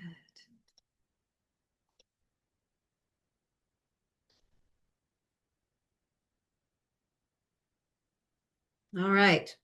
So we're going to be talking about the 3 ways to deepen your divine guidance. And the first thing that I want to know from you is, what is your why? And you can throw some things in the chat here. You can, I want to know, why would you want to deepen your divine guidance? And I'll give you a few of my whys, and then you can tell me if there's anything that I missed, if there was something else that you had. All right, so first and foremost, it's because I have questions and I want answers. I want to know the who, the what, the where, the when, and I want the divine to help me out with that. Sometimes it's just because I feel like I need to be held. I just want to be held by the divine, and I want that guidance to fill me up and give me some love. Sometimes I want that white light experience. I want to feel that deepened sense of the true divine and the purity that comes from the white light, or my guides, or the ascended masters. Sometimes it's because I know I need to break free from my fear, from my self-doubt, from the worries of the world. Sometimes I just want to take flight with the divine. Most of the time it is because I just want wisdom. So that image to me represents the word wisdom. I loved that image of the tree and the soft light around it. So let me check chat here. To evolve my highest self because I'm curious. Yes, curiosity. I love that answer. Connection. Very, very good. You're going to see more about that in a minute. To find clarity of my purpose in life. Jody, this answer to save time. And having the answers that I have. I love that. Let's see. To understand life. These are great whys. Absolutely. Absolutely. All right. So this is why we want to deepen into the divine. Now, let me share a little bit with you about who I am and what is my story and why am I here even talking about this. After I turn off my little heater because it got really hot. So first and foremost, I'm going to talk a little bit about my background. What you see here is this empty box. I grew up here in Colorado in what I jokingly call an above average dysfunctional family. There was a lot of just absence of supervision, of guidance, of loving care that a child needs. And when it comes to matters of divine guidance, it felt like living in an emptiness. I really didn't feel like there was any. I had a Jewish grandfather, a Methodist grandmother, a Baptist stepfather, and a Catholic aunt. And nobody really talked about spirituality or even religion. So there was not a lot present. And it just felt like there was this emptiness and this isolation and this loneliness. And I was very, very frightened. And I turned to alcohol and drugs at a very young age, 12 years old, really got lost in self-abuse, in addiction. And at 20 years old, I found sobriety. I found recovery. And in doing so, I started to learn more about spiritual principles. Now, I'm 37 years sober today. It'll be 38 in February. And I have spent a lot of time exploring spiritual principles. But when I started this path in 1988, I moved out of the cardboard box house and into a tent. This is all metaphoric, but this is to give you an idea of my spiritual house. I moved into something that was cold. It didn't have a whole lot of clarity. The walls weren't very stable. The ground was a little too solid. But I started to feel at least a little bit more shelter than the cardboard box. And I started to explore spirituality and divine guidance and what did it mean. And as I started to put into practice spiritual principles like honesty and integrity and connection and, unity, I started to deepen my spiritual home. In fact, I moved into a car. So at least I had a heater and I was a little more mobile. And I could take my spirituality with me and my divine guidance with me on a path in life, in my purpose, my career, my relationships. And over time, this has grown and developed because I started a very deeply committed practice of connecting with the divine. And this is where it's at today. I have this nice, cozy little house that I live in spiritually. There's a lot of strength in the walls. The land is well cared for. The sun shines on my house and nourishes the trees. And I absolutely love the spiritual home and the divine guidance that I live in now. But this is many years worth of growth and practice. This is where I hope to live. This is what I'm aiming for. So if we're going to talk metaphor, I hope to live in a spiritual home that looks out over the endless infinite sky and the beautiful vastness of the ocean, that is luxurious and nourishing and feels like deep, deep security. So this is the life that I aim for. And every now and again, I get glimpses of this particular vision in my inner world. So good. I'm glad you like the imagery. Let me check the comments. Oh, Shirley, cool. All right. So let's get into it. What are these 3 ways to deepen your divine guidance? So number 1, breathe. Breath. Take a moment, everybody, with me, if you will. I want you to close your eyes. I want you to breathe deep, open up the crown, and I want you to breathe in the sunlight of the spirit, into the heart, into your fingertips, into your toes, into your belly. Do it again, taking a nice deep breath. And I want you just to feel how the body reacts and responds just to a deep, slow breath, okay? Now I want you to look at this image. When I think of the breath and when I think of aligning and connecting, this is very much the image that I feel. I feel like I'm sitting in some comet in the middle of space, and there is this beautiful light that just kind of fills my entire being. So I like to talk about the word spirit. When I feel that light flow in, I feel it light up my spirit. So let's talk about the word spirit. The spirit comes from the Latin root spirar, meaning to breathe. So in other words, every time that you take a breath, you're deepening your own divine guidance, you're enlightening your spirit, you are creating a sense of spiritual connection. So breathe in light. Now let's talk about that. So when I say the term breathe in light, and anybody who's ever worked with me, anybody who knows me has heard this term a million times. In fact, when I released my book, one of my bookmarks says, breathe in the light.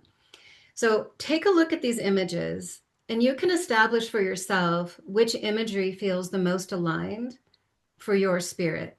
When I look at this one in the lower left, that's often what I see, but sometimes I'll be in the shower And I'll just let the water pour upon me. And it feels very much like the physical embodiment of spiritual energy. So I let the light shine upon me. I let the water flow upon me. And sometimes I imagine it as light washing over all that I am and into all that I am. Sometimes I like to imagine looking out upon the ocean and I see those rays of light just shining upon me, and I'm connecting with something very, very deeply divine. Sometimes I light a candle. I almost always have a candle lit on my desk next to me. And that is symbolization for me that there is light, that there is divinity. Sometimes I just imagine the rays of the sun sitting in front of that and just kind of emanating and glowing into my heart, like that woman in the top left.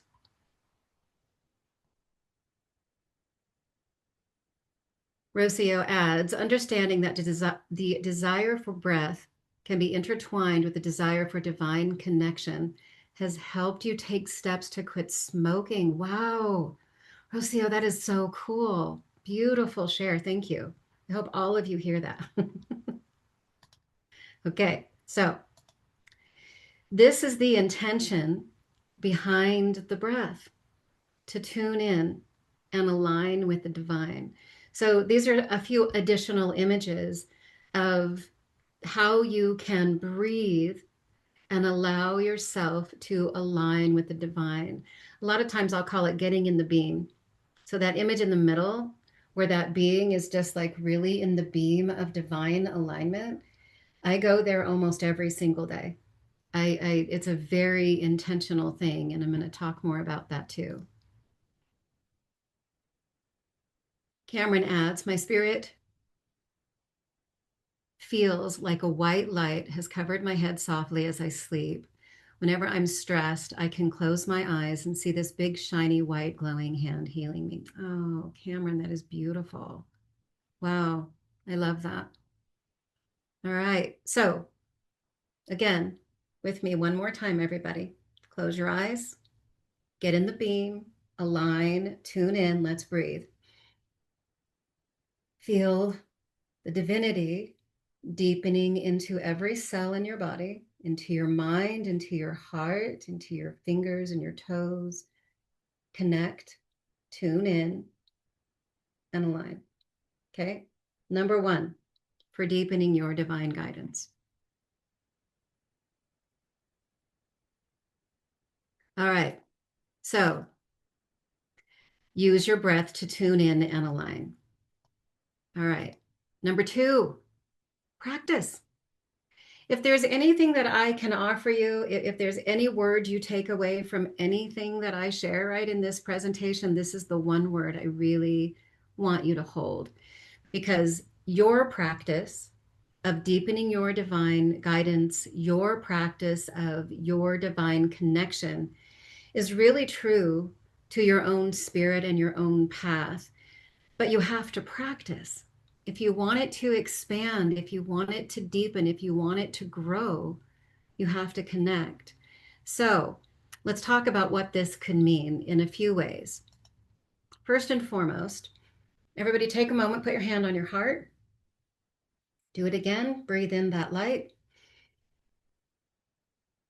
Now we've done this 3 times now. So in the chat, add, did this feel a little deeper on the 3rd time? Can you tell each time you do it that you're tuning in, that you're aligning a little deeper? Can you feel it? Breathe in that light.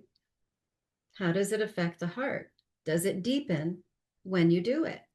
Because with practice, you will deepen your divine connection and the guidance that is there. So for some people, the word practice may mean a daily practice. So in the chat, how many people here have a daily practice? How many people get quiet, have their quiet time, connect into divine alignment every day? Kara, Shirley, Rosalie, Bonnie, good. Good, good, good. How many of you have heard me preach this a million times? There's a few of you here that know me well, and this is probably my biggest message in the world, and it is going to be my 2nd book, Quiet Time. when we make that commitment to connect, and I love this particular image because it's like a nice cushy chair, you've got a cup of tea or coffee steaming, you've got a book if you feel like journaling, but it allows you that routine to get into that place every day. And Cameron, one of the things, I hear that type of a statement a lot with my big family in school, and I rarely have time to practice. A lot of people turn this practice into something really big that can be overwhelming when you've got a crazy schedule. So I'm going to give you a tip that I hope all of you will take. And that can be, even if you do 1 minute, 1 minute, maybe even 30 seconds, where you close your eyes and you breathe in light. Let's do it again. Close your eyes, open the crown, and just breathe in that divinity. Breathe that light all the way down to your fingertips and your toes. Align. That's a practice. I did that, I think, in 10 seconds. It's a practice. And when you come into that connection and you allow the divinity to fill your thoughts, fill your mind, fill your heart, fill your soul, it will align your free will. We've all got free will. We can do whatever we want, with divine will, allowing it to be more of a we in our day than an I. And that will be divine guidance. It'll guide your intuition. It'll guide your responses over your reactions. And in fact, I'll probably put it out there that you'll also notice a few more connections in synchronicity with other people, with cool conversations that just kind of line up. So do it every day. All right.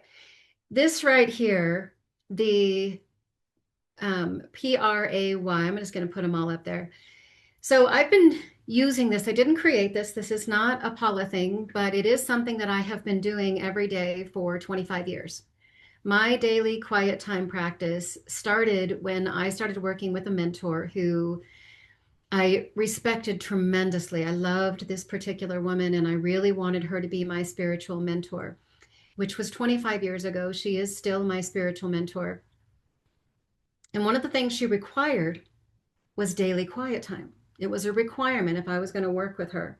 So when we first started working together, she said, we're going to get together every week for 6 weeks so we can kind of develop our routine and create a system and begin our work together. And I said, great, loved the plan.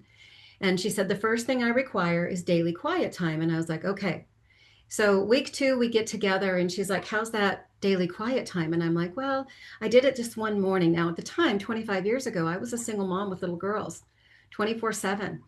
And I had like 3 jobs and I was crazy busy. So when I met her that second week, I'm like, yeah, I did it one time. And she goes, nope, every day. We met again the third meeting. How's that daily quiet time? And I said, well, I did it like 3 days this week. And she got kind of stern with me. No, every day. And this is where I got that tip for the 30 to 60 seconds. She's like, you can do it for a short time, but you have to get into that quiet every day and move into that place of alignment. And she used the word surrender quite a bit. So I started kind of poking around and I started praying, okay, God, where do you want me? How do I do this quiet time thing? I'm really kind of struggling. And I was at a barbecue. And as I'm sitting there at this barbecue, there's a little coffee table book, PRAY. And I knew that was not just a divine synchronicity. I knew that book was truly there for me. And it was this tiny little book. And this is what it said. So I learned how to pray, basically. I didn't really know before, but it gave it structure that was invaluable and to this day still feels invaluable. So praise, thank you for my children, for my business, for my health. Repent. Please help me to be forgiving of them, of me, of wherever I need to find some forgiveness because there's resentment. A is ask. This is where I ask to be guided. This is where I ask for the safety of my loved ones and my clients. This is where I offer it up. Please help my neighbor who's going to have the hip replacement. But I ask, and why is yield? This is this align and surrender. And over the years, this has evolved. It's not necessarily in this order for me anymore. I almost always start with the why, And I move into that deep surrender before I go through the other three. But this is a guide that I hope will help you too as you try to deepen your divine guidance. Now, let's go to the next slide here. So, what's the key? What's the key to divine guidance? What is the key to divine oneness and connection? Let me see. Oh, good. Thanks, Cameron. I love that note. So, the key to divine guidance and divine oneness, alignment, is something that is written in every single divine doctrine, any spiritual doctrine or book, the Bible, the Quran, the Book of Mormon, the Book of Judaism, pick a book, any book that's written about spirituality. And I'll tell you, they have two things in common. Two things. One, every one of these books speaks about divine light. They all do. It's in every single spiritual book, doctrine ever written. The second piece, faith and trust. It's written in every divine doctrine. So, again, we're going to practice at moving into not only divine alignment, but trust and faith. Now, for some people, this is a big ask. I think, are all as humans stuck sometimes in our fear, our worry, kind of our self-doubt. Is it going to go okay? Did I do okay? Will I do okay? But it's important that we sometimes just kind of flip that switch. No, I will trust. I will move into faith because it's written for millennia that it's a key in that divine connection. Too many of us are not living our dreams because we are living our fears. I love this quote because I feel like it offers a lot of value for us to consider. If we can get away from our fear, if we can find our faith, if we can trust life, and we can align and trust divinity, we move into a place of living our dreams. Let's see what we got in chat. Oh, cool, Rosalie. Yay. The words that we have, trust is Rosalie's word for the year, and alignment is Kara's word. So you guys are in the right speaker for the moment. That's cool. All right. So I want you to imagine this image. If this is trust, like in the nth degree, you're going to be up there with your skydiving instructor and you're going to take that leap of trust and you're going to jump out of that plane. All right. Now, if that's a little much, then just imagine there's this really big cushion that you're going to land on. You're going to be okay. I promise. And if that too might feel like it's a little too much, you're not quite at that level of trust, just go here. Just imagine you've got a really cool parachute and it's going to hold you and it's going to keep you and you're going to move into that deeper trust. But practice at aligning and trusting. Okay? All right. Number 3 is connection. So we breathe in and we align and we connect and we practice at aligning. We practice at connecting. We practiced at deepening into that divinity and trusting it, which is connection. Now, this connection piece has many different ways to be perceived. Just breathing in the light is a connection. Let's see what's in chat here. I like your word too, Bonnie, growth. So connection. Some of it's just imagining yourself connecting. I loved this image. I thought it was so soft and so peaceful. This just beautiful young being really connecting with the light into the third eye, feeling held, feeling grounded, feeling peaceful. So there's connecting within, but there's also connecting with others. A lot of the time, divine guidance can come through a conversation with a good friend, or even sometimes a random stranger on the bus. You can have divine moments that are absolutely amazing. Go ahead, Cameron, you can unmute if you have a question.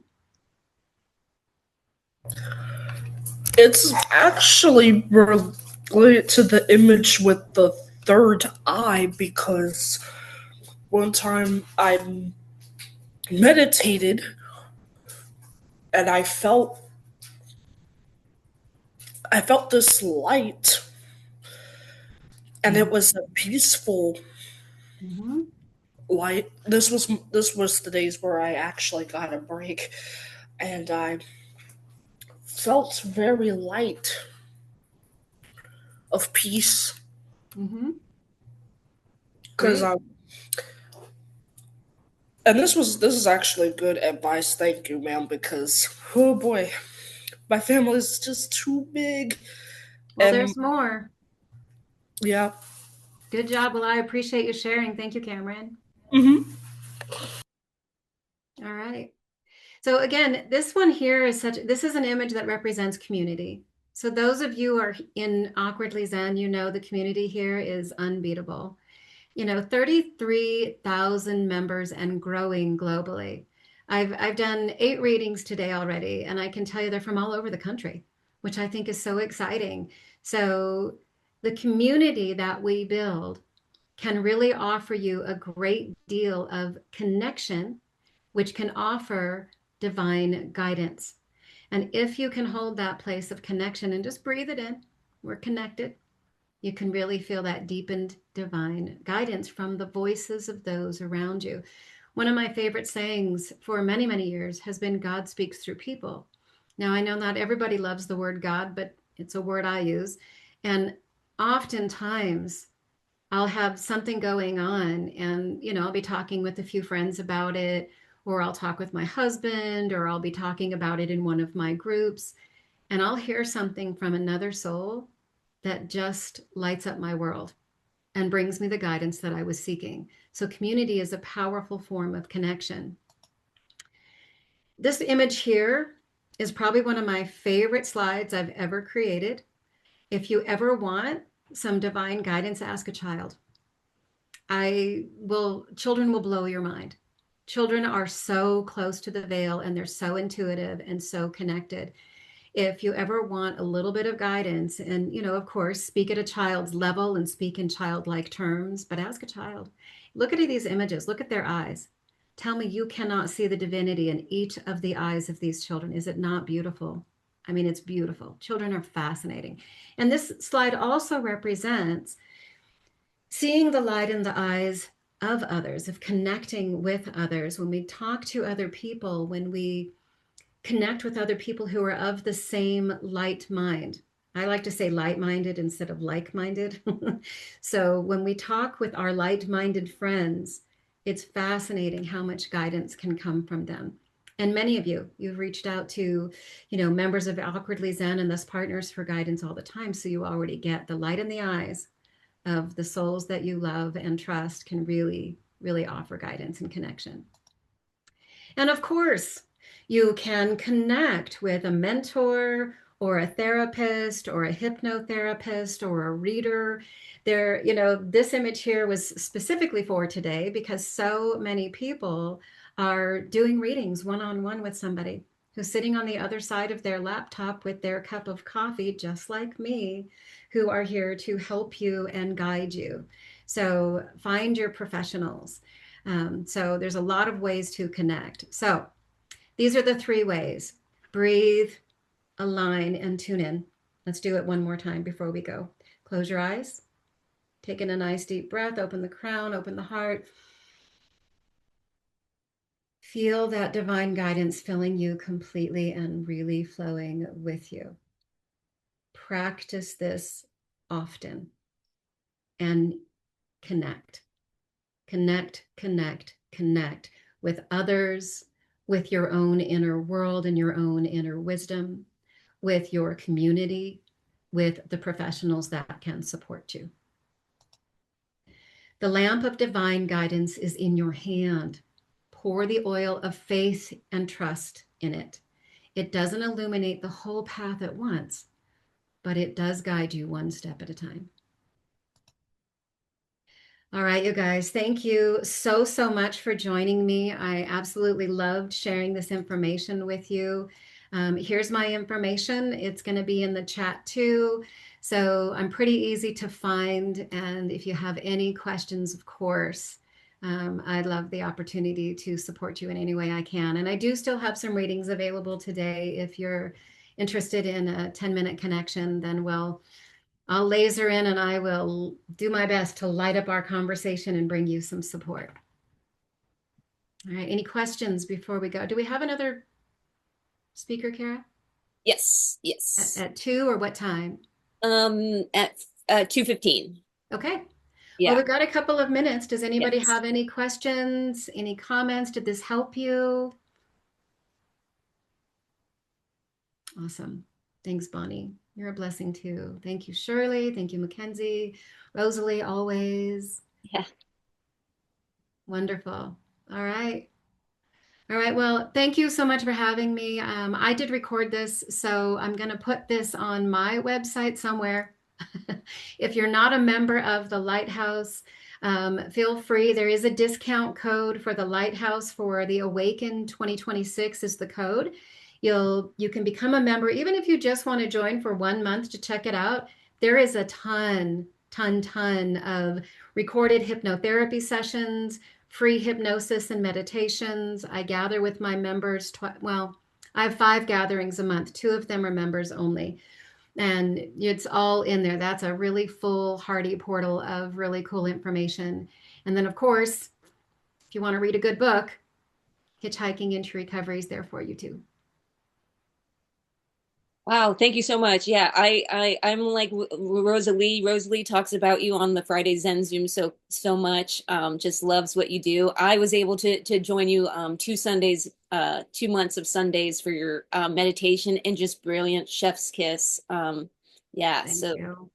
yeah. Yeah, well, one of my favorites, I didn't put it in the chat, but in my meditations page, there's a whole library of hypnosis and meditation sessions, but I just did the future life progression. So since this is Awaken 2026, I would love for you guys to experience this. There's a few of you in here who did this, that got some really cool stuff. So it's a future life progression hypnosis session. I did record it. You can do it as many times as you want. It's about 30 minutes. I recommend that you get really comfortable and you really tune in and you allow your future self to guide you into the wisdom of the future self. Look at this thing glow. Love this. So let the future self guide you into a few days ahead, into 30 days ahead, into 6 months ahead. It's probably one of my favorite sessions that I recorded. So go check it out. Yes, definitely. And join the Lighthouse. Yes. Come join us. We are such a cool community. Right on. Thank you so much, Paula. Really appreciate you taking the time for this today. Absolutely. Yeah. Yeah. All right, you guys. Have a great afternoon, and you might see me popped into some of the speakers later too.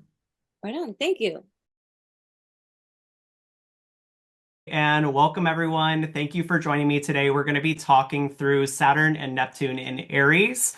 Going to go ahead and share screen here. And I can't wait to get started. So 2026 is one of those years in astrology that are wait to get started. So 2026 is one of those years in astrology that are pretty eventful. I would almost consider it one of the more eventful years to come, because we have these outer planet changes that are going to set up the stage for the next few years. At least specifically, the next 3 years are this ecosystem where we're dealing with Saturn and Aries, but we also have things like Neptune entering Aries, which will be 8 to 12 years. We have Uranus entering Gemini, which is an 8-year transit. And then we also have Pluto, which just recently entered Aquarius. So there are a lot of things to discuss. What we're going to focus in on today is the Saturn and Neptune's aspect of it. So a little bit about me and my practice. I am based in Denver, Colorado, and I really do a lot of different things with astrology, but my niche typically involves working with either individuals, leaders, or businesses. I focus in on archetypal astrology, group astrology, electional, mundane, and empirical, which is just a bunch of words to say that I use astrology to help leaders understand their design, align their teams, time their moves, read the landscape, and track what actually works. So there are a lot of different ways you can dissect your birth chart. Also, your business has a birth chart as well, and 2026 is certainly a good year for initiating change in a way that can set you up for a lot of success and get you ahead of the curve. I always say I am a dirty opportunist. So if there is a way to take advantage of the astrology to know what's coming ahead of time and to align yourself with it, that's the goal, people. We want to move in alignment. We want to move in alignment with our ethics and our values. And we also want to look back to the past and see how this astrology has shown up before. So we'll get a chance to do that today. So before we begin, let's dive into a few prerequisites for astrological belief. The first is going to be astrology is a study of correlations and potentials, not guarantees. So I often look at astrology as we have an event coming up. That event comes with 2 doors, 3 doors, maybe 10 doors at times. And there are all of these opportunities we have to open a specific door. Some of those doors will open for us. Sometimes there are consequences that we can't control. However, astrology doesn't do a great job at predicting exactly the thing that's going to happen. It shows you the opportunity that presents itself as well as the energy connected to it. So oftentimes, I like to say that we are co-creators of our reality. The astrology can show us what's favorable. It can show us the things that will come naturally to us, but it is up to us to open that door. I can tell you that you're going to have social media success all I want to, but if you don't actually post on social media, it ain't going to happen. So it is up to us to really manifest these things into existence. I like to think of ourselves as artists in the sense that we control the way that our life looks, meaning sometimes there just isn't a right or wrong way to do things. It's just a matter of what feels aligned to your intuition, your spirit, and your gut. Perception is a really important key in astrology. And the reason I say that is because oftentimes the birth chart doesn't show us what is actually going to happen. It'll show us what our perception shows. So a lot of times if I predict something like a really stressful moment coming up, sometimes that could be a completely internalized thing. So our ability to rise above our biases and our ability to rise above the sort of negativity or any sort of preconceived notion of what it's going to be really helps us out because our perception needs to be as clear as possible. I always say, don't want to have heads down. Let me do that for you. You can keep your head focused above the fog and projected forward.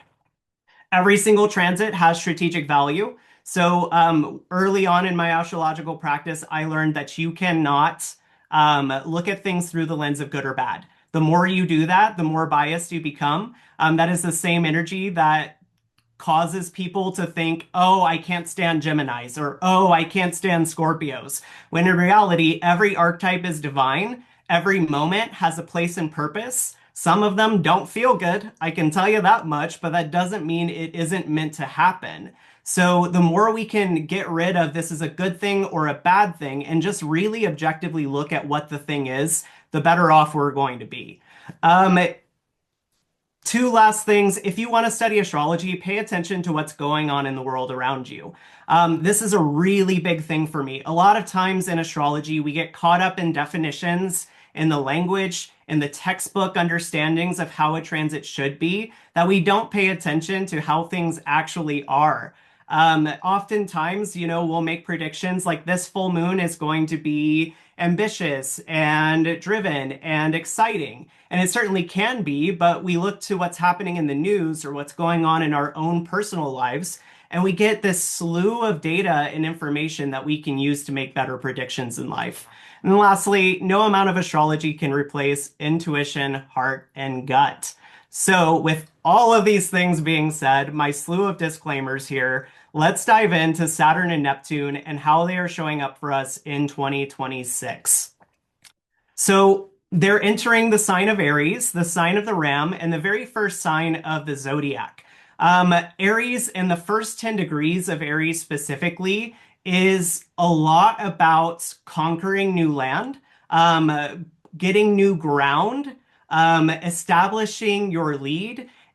Energetically, we think of this as the beginning of springtime. So there's this idea of all of the dormant seeds underneath the ground coming to sprout and blossom, which energetically is a forceful thing. It is a transition that isn't always comfortable because we are going from dormancy into action.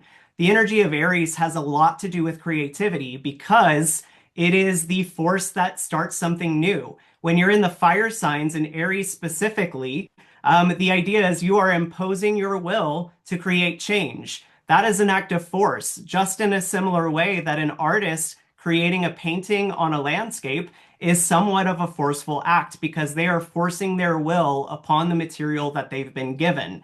So when we use words like force or brute or divine masculine, even in some cases, oftentimes we mistake that as, a brawler or a fighter. But in reality, there is a lot of creative potency in this energy as well. So this year in January 26th of 2026, we've got Neptune entering Aries for the first time in 165 years. He's going to be settling down there until 2038. And then Saturn is going to enter right behind it February 13th for 30 years, and it'll be there until 2028. So we've got a 3-year portal where these two are kind of in cahoots with each other, working together to establish or create something new. Now, historically, this is where we look back and see, okay, when's the last time Saturn and Neptune were in the sign of Aries together? That was the early 1700s, specifically 1703 to 1705, but Neptune was there obviously for a little bit longer, just as it'll be this time. Well, what we saw during that time is a little uncomfortably familiar to what we're seeing going on in the world right now. Before we get there, I want to make very clear what I value and what I believe and what I think is right is very different than a valueless observation of what's going on in the world. So just because we talk about political or social changes that are going on at this time, try to look at it without the lens of your values. We really want to look at the data. And obviously, what I want to happen and what's actually happening are two different things. But looking at 1703 specifically, we had the rise of St. Petersburg, where Russia decided it wanted to create a new capital for itself.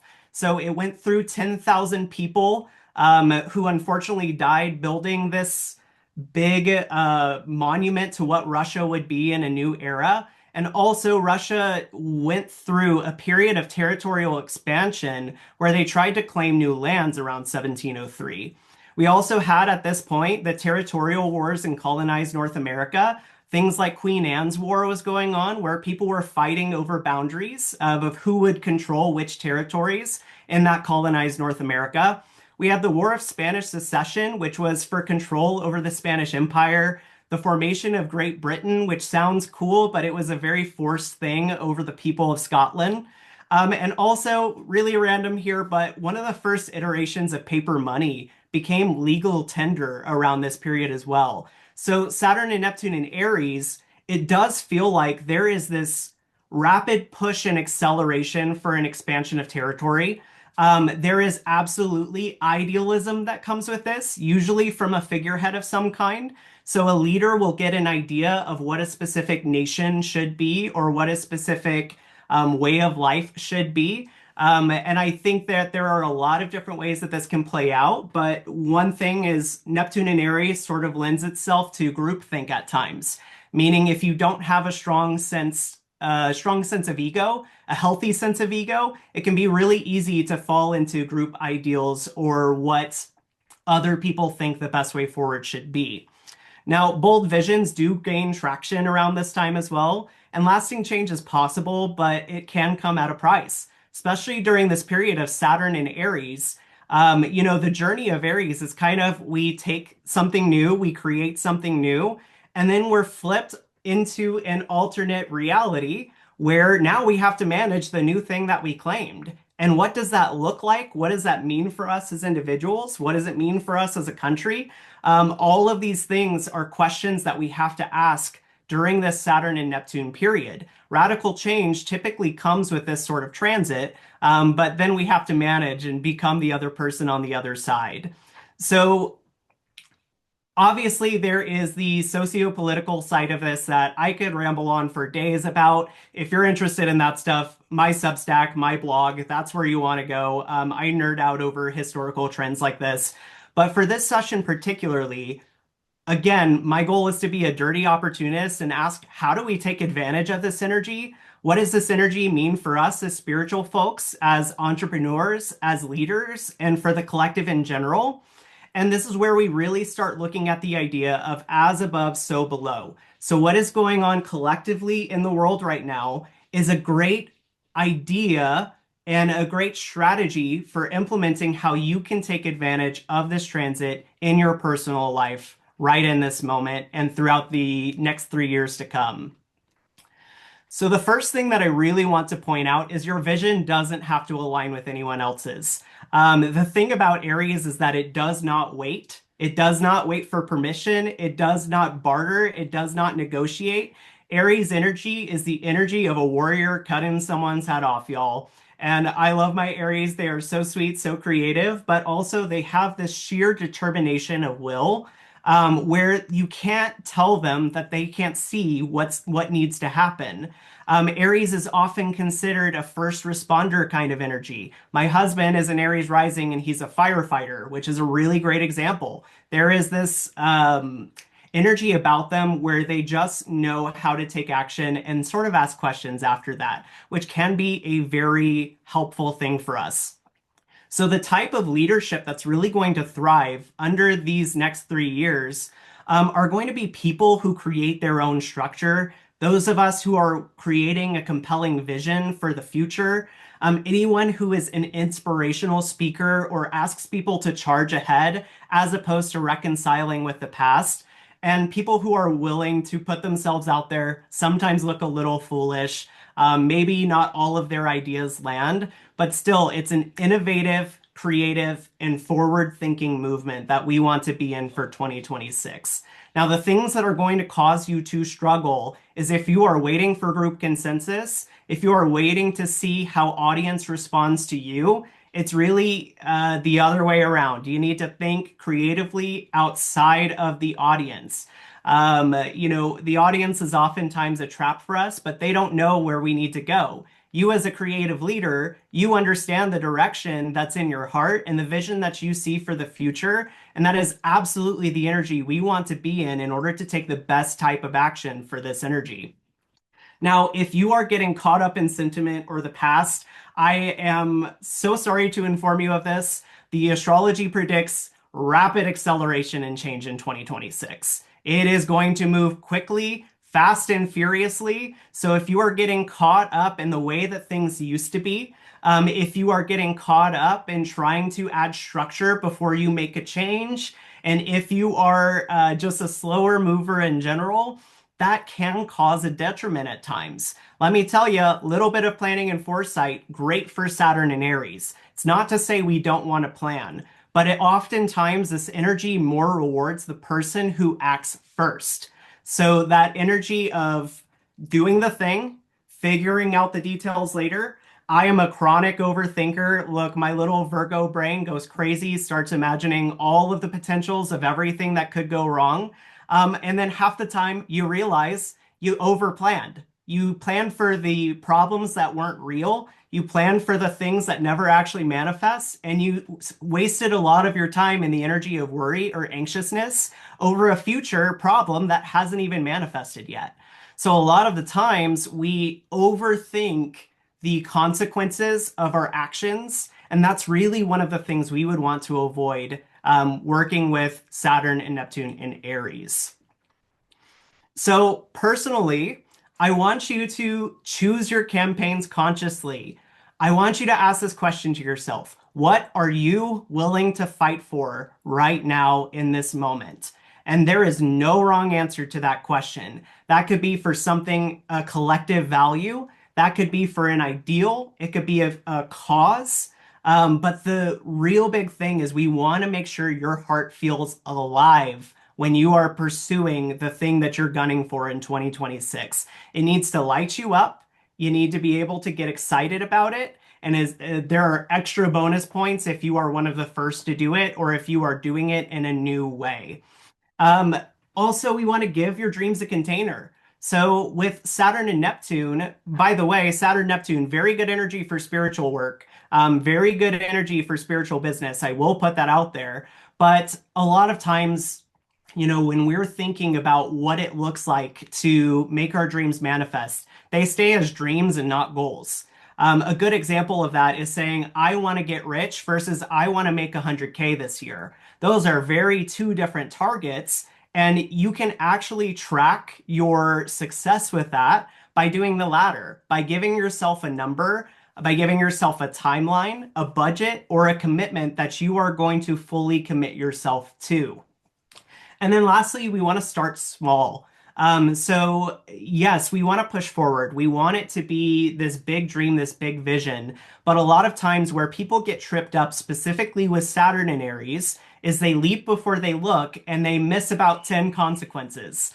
So we're dealing with this energy in both ways. We're like, yes, move forward. Moses says move forward. And also check yourself. Do you need to do 10 of those initiatives right now? Probably not. Build your steps out and give yourself time, especially through Q1 and Q2 of this year. Those are your building and your launching periods. Q3 and Q4 is a lot of maintenance. So once we get to July through December, it gets a little more chaotic, a little crazier, and it's going to be better for us to focus on maintaining what we've built at that point. So we want to make sure we put our plans in place, and then we'll modify and correct as we go. Now, what we want to do, initiate anything that feels courageous or values aligned. And we don't want to drift into other people's wars. That's the biggest thing for me is I do not want any of my clients to be in the position where they are fighting for a cause that they do not fully understand. So if you do not have clarity, if you do not feel like the leader above you has clarity, I would avoid giving it your full heart, if possible. Just because someone shares what their ideal or vision is doesn't mean that's their actual motivation. So it's a very, very interesting thing to see. This sort of energy has, to get a tiny touch political, I'm so sorry. There are two types of leaders who I've really seen come into power. Trump has been one of them, but also Zohran Mamdani is another one. So, and these are two very different ideals of what it should be. The thing that has caused their acceleration and their authority to rise has been their willingness to grab the vision and to be the first one to do that. So, I'm not here to tell you what's good or bad. That's for you and your gut to decide. But what I can tell you is we want to be the person who really aligns ourselves with our values so we don't deal with the fallout later when turns out those values were farcical, or when the leader we thought we could fall under doesn't actually believe the thing that we thought they did. We also want to take responsibility for avoided limits, structure, or follow through.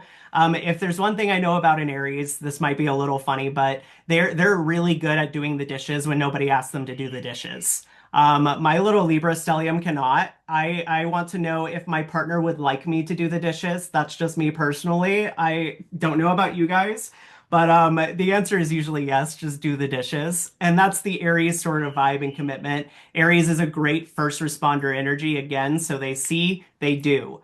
And when it comes to accountability, responsibility, and getting things done, Saturn and Aries will definitely make you reconcile with the dishes you haven't done. Don't worry, you guys. I haven't gotten in a fight with my husband. It's just the first idea I can come across. Okay. What we want to avoid, confusing impulse with calling. If it is causing you to think, I have to do everything right now, that's probably not a calling. That's probably an impulse. If you have felt this passion in your gut, if you have saw an opportunity to strike and have just been confused around how, that is a more rooted desire that I would pay attention to. And I would also question, stop asking how. I would say stop asking how, just start experimenting, playing. It might not work out exactly how you want it to. That's okay.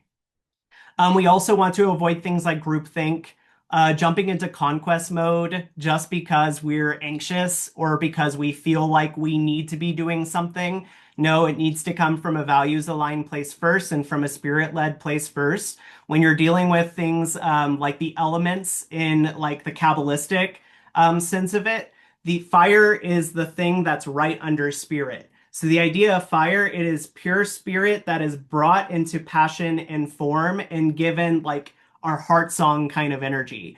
So we really want to make sure our fire doesn't come from a place that can burn us, but it should be divinely led and guided for us. And then also just don't build fortresses around old identities or beliefs that actually need to be retired. If it's time for a refresh, it is time for a refresh. Sometimes that is not up to us to decide. There are collective powers and the forces that be that create and decide these things for us. But basking in the past is a really big detriment for this year. I cannot say that enough. Okay, so primary activations for you guys. These are going to be what I'm considering the most activated sorts of businesses or ventures during this period. Now, the one thing I want you to do, if you have placements in Aries, in Libra, in Cancer, in Capricorn, in Leo, Sagittarius, 6 signs there. So probably the majority of us in this room have something connected to one of those 6 placements. Especially if it's in an earlier degree, 2026 is going to be a pretty big year for you. So Saturn's going to make about 10 degrees or 12 degrees into Aries this year. Neptune, I believe, is going to go 4 or 5. I haven't looked that up, you guys. I'm going to be so honest. It's going to stay early on. But if you have early placements in those, in any of those signs, Aries, Libra, Capricorn, Cancer, Leo, or Sagittarius, you are going to have a little bit more of a momentum with this transit. But some of the archetypal patterns that I'm tracking, startups and new ventures, green light, go. Spiritual business, do it. Defense and security platforms, absolutely. Banking, fintech, and currency, yes, absolutely. Remember, this is like a new currency transit. That's one of the biggest patterns we have from the last time around. And I'm sitting there looking like, oh, hey, cryptocurrency, like, what are you going to be doing here? I am not a crypto guru, guys, and I'm also not a financial advisor, but that is a pattern I am looking at. Media and narrative building is a really big one. So own your image before someone else does. Put out what you believe yourself to be rather than letting someone else create that narrative. There is leadership and development, executive coaching, anything that sort of moves people to action. Really, really great energy for that. And then pioneering tech. So anything that's a first of its kind, really, really solid year for launching any of those sort of endeavors. Now, some of the questions that I would ask for strategy, and I believe this is the last slide before we get into questions and wrap up. Some of the questions that I would ask myself, what vision or big idea am I willing to charge forward with right now? That's one. Number 2, what old identity needs to shed? Number 3, where have I been waiting for permission? Stop it. Stop asking for permission. Stop waiting for someone to tell you yes. Make your own damn table. Make it happen, people. Number 4, do I have a structure in place to support the vision? Is this conducive to the lifestyle that I have or the lifestyle I want? Once I take that title of CEO, am I ready for the responsibility that comes with the title of CEO? How does my daily life change once I craft that vision and make it happen? Am I moving out of faith or fear? This one is pretty straightforward, but probably one of the biggest ones. Am I afraid and therefore reacting? That is not a fire sign energy. Or am I bold, courageous, and empowered and choosing to act? That's fire sign energy. Who do I need to become? And how do I move forward, even if I don't have all the details figured out?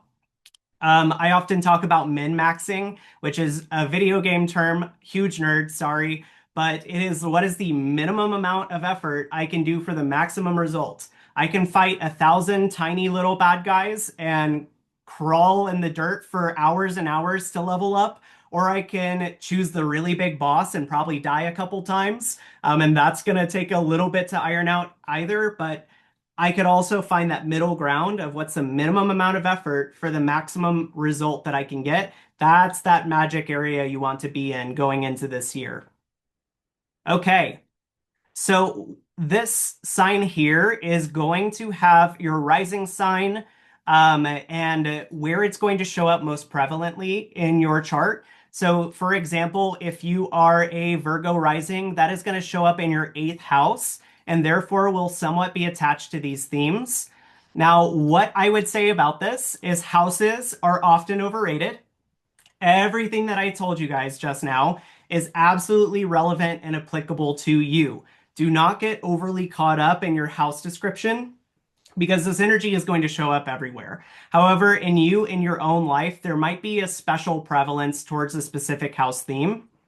So if you have any questions, go ahead and feel free to chat, to enter them now. We got about 3 minutes before we wrap up, and we'll get moving, people.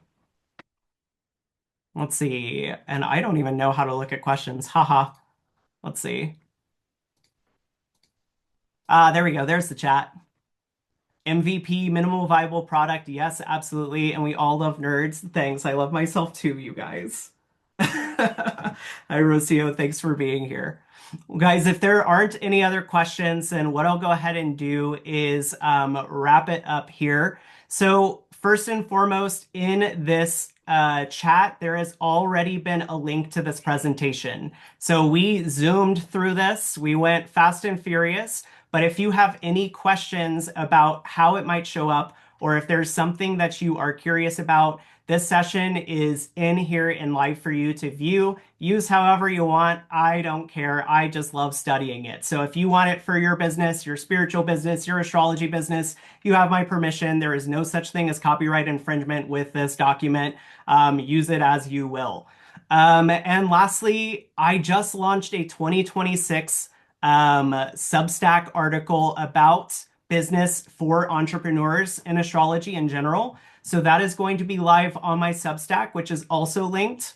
And the very last thing I have in the works for you is an astrology calendar that tracks 30 days in advance that syncs directly to your Google Calendar. So this is going to be coming out in about 2 weeks. I'll be in beta testing. It was supposed to come out in November, so I say 2 weeks with a big grain of salt.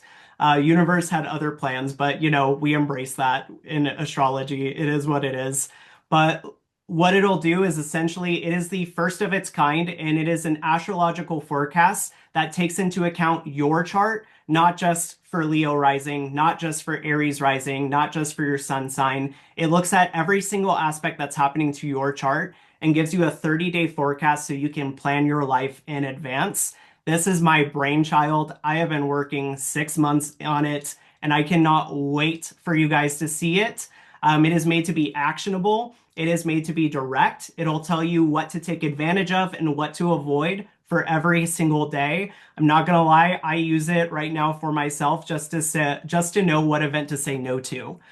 That's a really big application of it, is if somebody says, hey, I have this thing going on this day, and my spirit has a red flag, I go straight to that and I look at it and I see what's coming up. So super excited for all of these events and all of these things.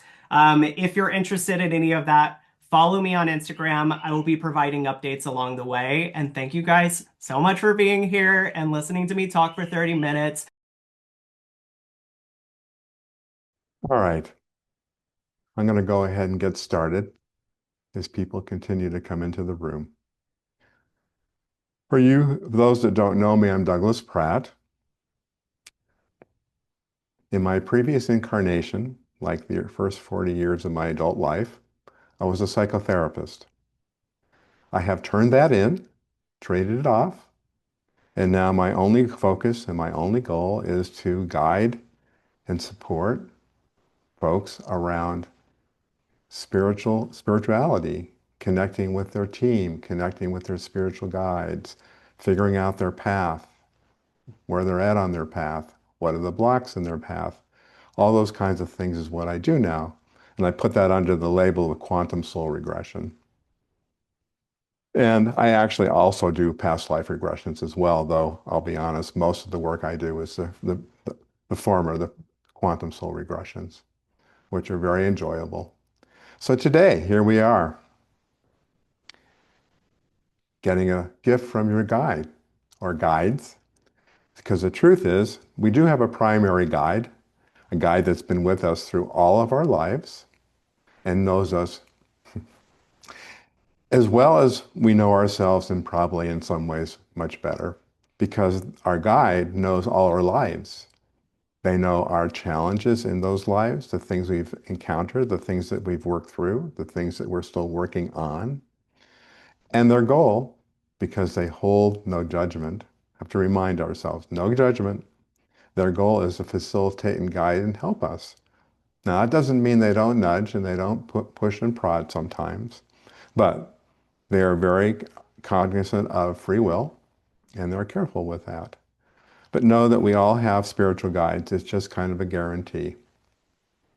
And they assist us in what different ways that we can. And the more conscious we can be, particularly at this time, with connection with our guide and guides, is well to our advantage. So know that you definitely have a spiritual guide. It's been with you. And most likely you have a spiritual team, which is a variety of different kinds of beings that are agreed upon to facilitate you in your life today.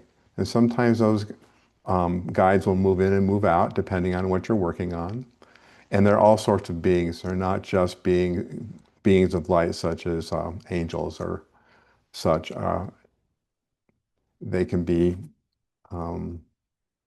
fairies, dragons, um, interstellars.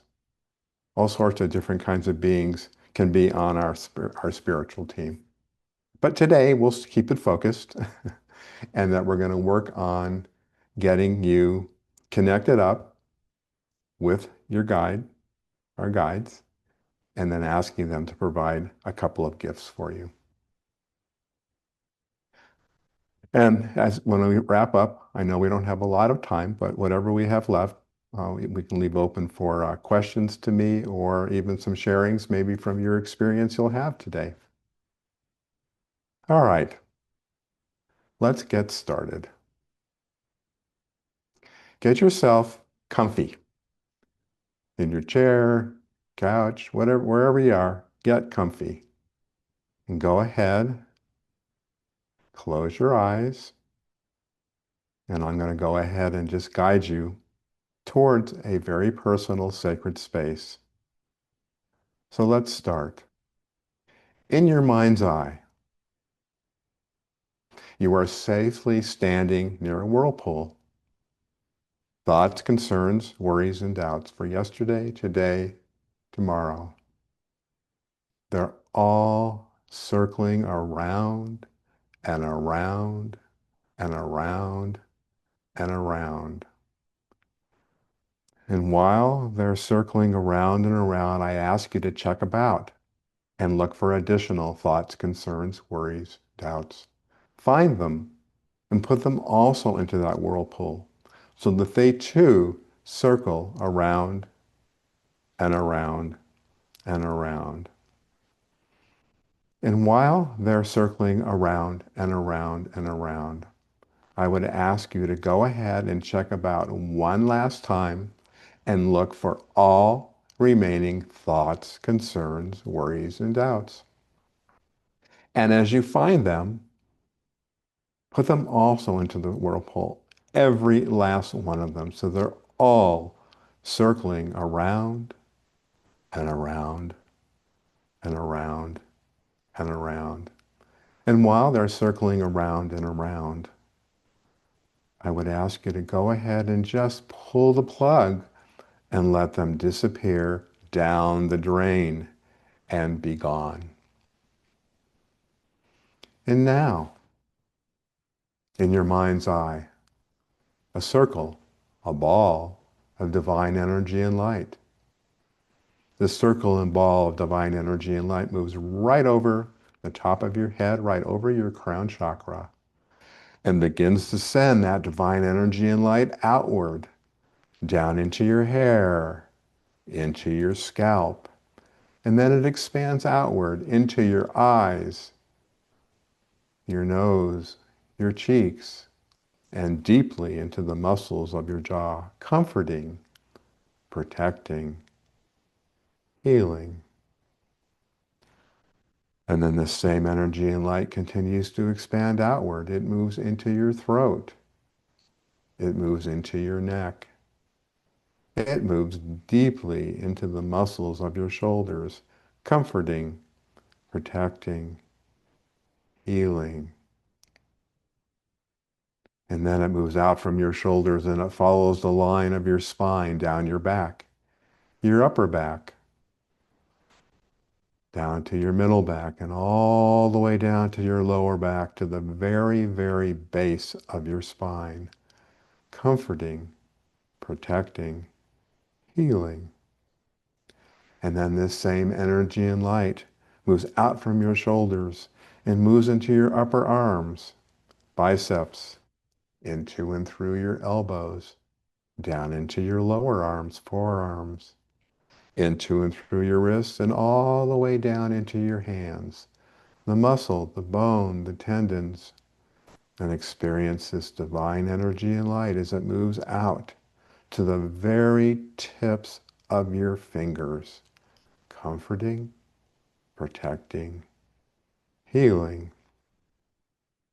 And then this same energy and light moves out from your shoulders and moves deeply into your chest, heart, lungs, stomach, diaphragm, comforting, protecting, healing. And then it expands down into your lower abdomen, all your internal organs, connecting tissue, muscle. Then it moves down into your legs, and then deeply into the muscles of your thighs, comforting, protecting, healing. And then it just continues to expand outward, down through your knees, down into your shins and your calves, into and through your ankles, and all the way down into your feet. The muscle, the bone, the tendons, and experience this divine energy light as it radiates out to the very tips of your toes as it comforts, protects, and heals.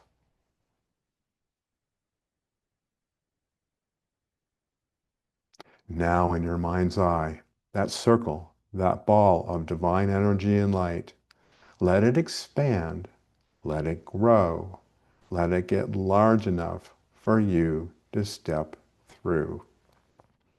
And then go ahead and do so. As you step in, the front of you is coated with the same energy and light. As you step through and out, the back of you is coated as well. And now experience having every cell in your body, inside and outside, completely immersed in this comforting, protecting, healing, divine energy and light. And now, I want to call on those beings of light that have your interest 100% at heart. Your higher self, your spiritual guide, your spiritual team. And I call on Archangel Michael to be present, to provide support, guidance, and protection through the session today. And now, very easily, very gently, you find yourself just moving forward to a set of steps. These steps are going to take you to your personal sacred space. This is a space that is absolutely safe, totally protected, and full of wisdom. It may be one you've been to many times before, or it may be new today. All that matters is it's yours, yours alone, and a sacred space. So come on up to the steps. I'm going to count them for you. And just know that with each step, you'll be able to go much deeper, be much more comfortable than the step before. 1, easier, easier, deeper and easier. 2, easier, easier, deeper and easier. 3, deeper, deeper, easier and deeper. 4, easier, easier, deeper and easier. 5, deeper, deeper, easier and deeper. 6, deeper, deeper, easier and deeper. 7, deeper, deeper, easier and deeper. 8, deeper, deeper, easier and deeper. 9, deeper, deeper, easier and deeper. 10, deep, deeper, deepest. You're now at the door to your sacred space. Come on up to the door, open it, step through the doorway, and gently close the door behind you. And now step in or move into your personal sacred space. Feel the air on your skin, cool or warm or just right. Notice the sounds that are in this space or the quiet. Pick up on the aromas and the smells that go with this special place. Let that just draw you in. And experience light, dark, shadow, color, line, shape, form. Let all of these draw you in, helping you to go even deeper than before.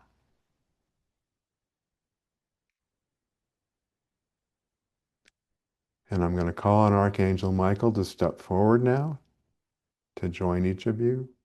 And I'm asking him to press his divine hand on your heart space and begin to send divine energy and light deeply into your heart space, filling it up more and more and more, filling up warm, unconditional, loving, compassionate energy and light, filling up your heart space all the way up.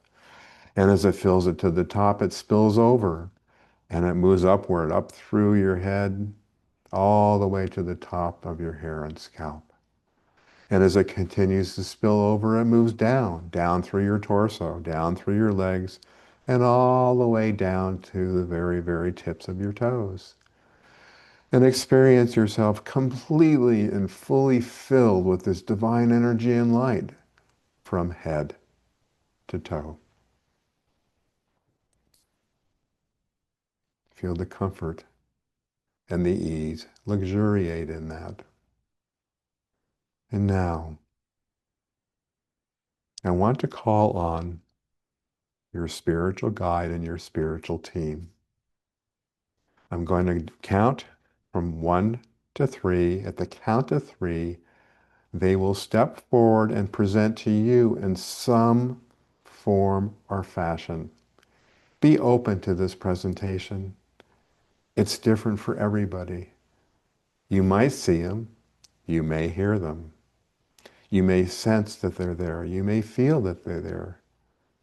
They may actually touch you on the arm or the shoulder to let you know they're there. Just know that they always present in the ways that mean the most for you. Here we go. 1, 2, 3.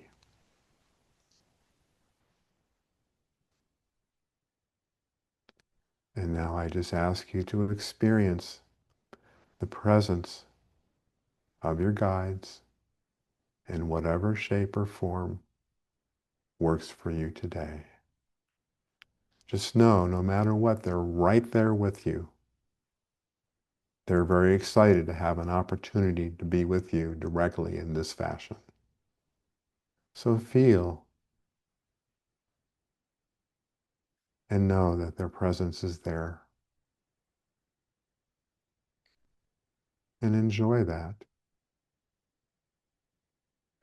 And I ask that they begin to communicate with you in some way, some form, whether it be a thought or a feeling or a touch.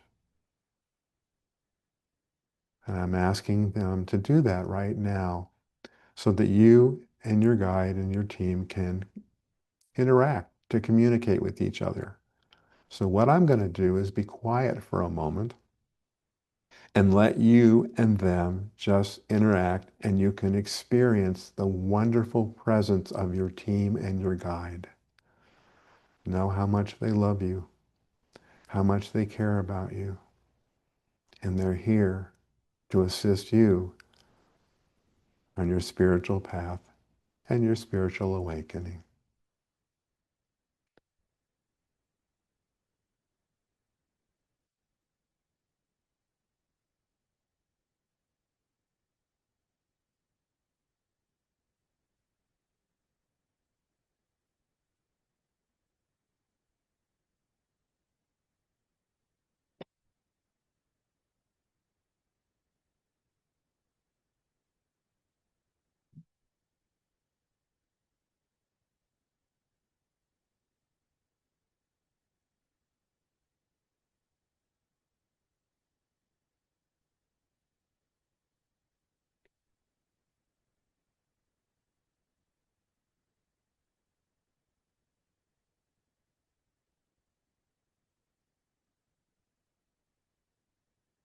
And I would remind you that you can ask them any question that you want to ask.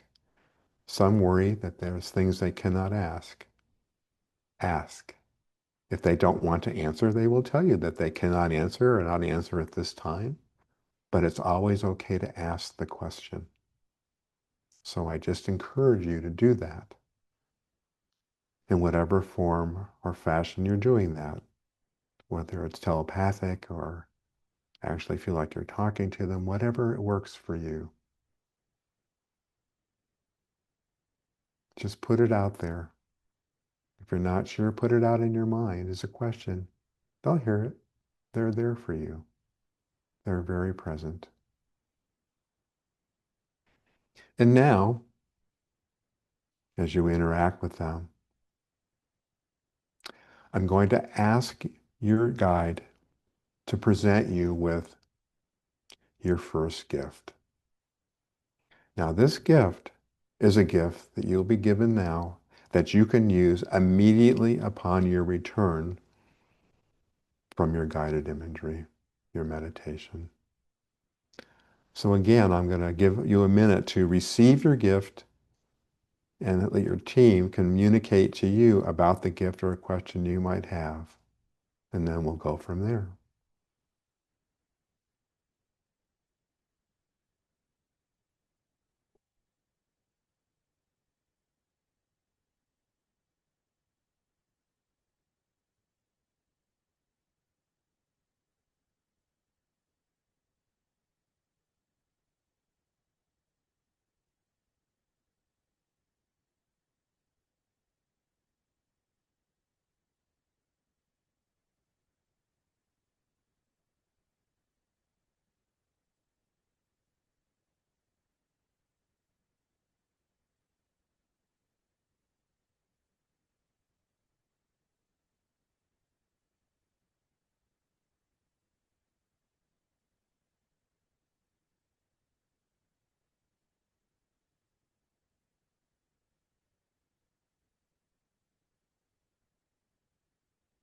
Okay. So you have your first gift, whether it's a thought, a feeling, an idea, past life, or an object. Whatever it is, keep it well in hand. Want to make sure you return with it. And now I'm going to ask your team to present you with an additional gift. Now this gift is a gift I'm asking them to give you, which is for the future. And this, it may have no meaning in this moment. It doesn't matter. It will. And it's being given to you at this time so that you can bring it back as well and use it down the line in the future. And again, I'm going to ask them to step forward and present that to you, and I will be quiet for a minute while you have an interaction with them about that.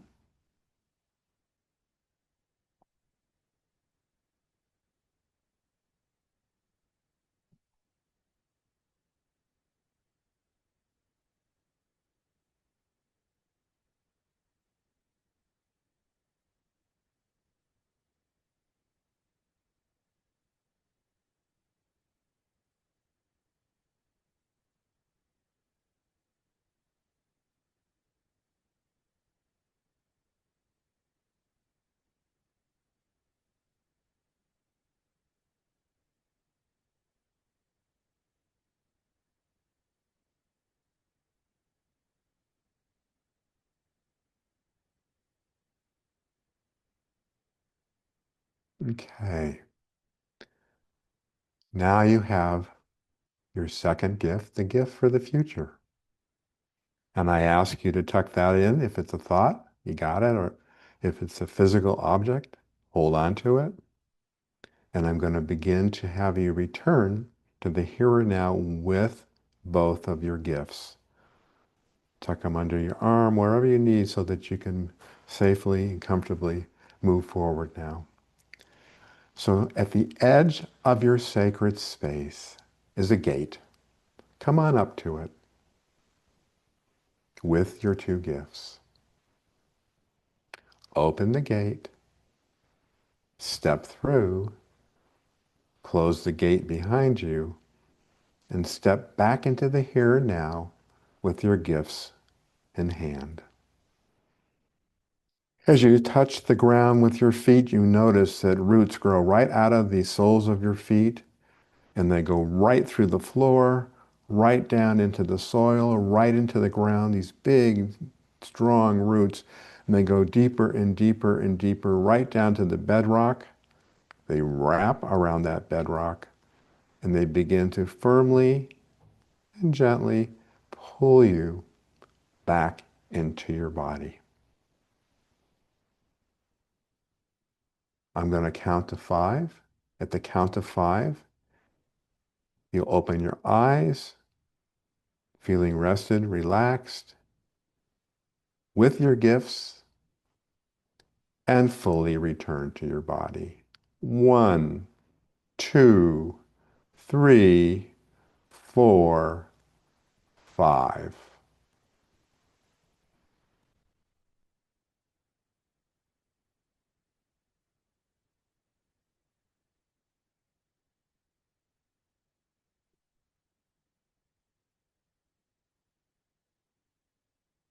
Welcome back.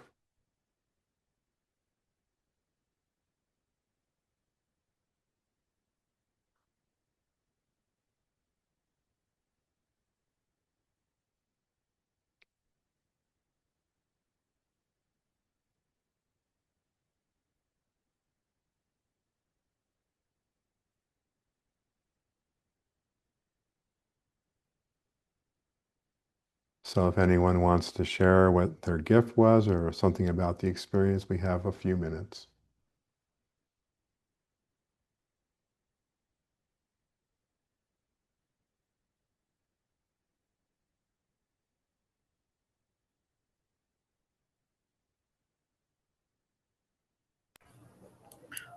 Honestly, the experience, that one was a new experience because I never done that method before. And it felt very inner peace of connection as the guidance of the divine where you where they give you the benefits of what you need of the relaxation.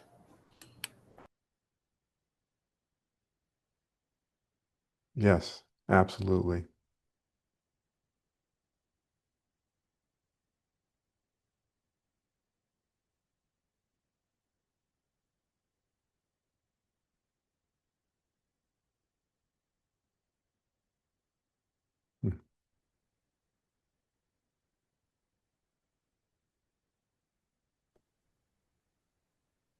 Shirley? Hi, thank you for that. That was amazing. I felt to my right that there were beings. I couldn't see them, but I felt them. And the first gift was in my hand. It was something tangible, and I don't know what it was. And it was funny, even in my meditative state, another gift was put in the same hand. And I said in my head to them, I just said, look, am I gonna drop these? And they laughed, they're like, no, you're not gonna need them right now. Like, pretty cool. Thank you for that. That was amazing. Oh, you're so welcome. Fun to do. It was great. Thank you.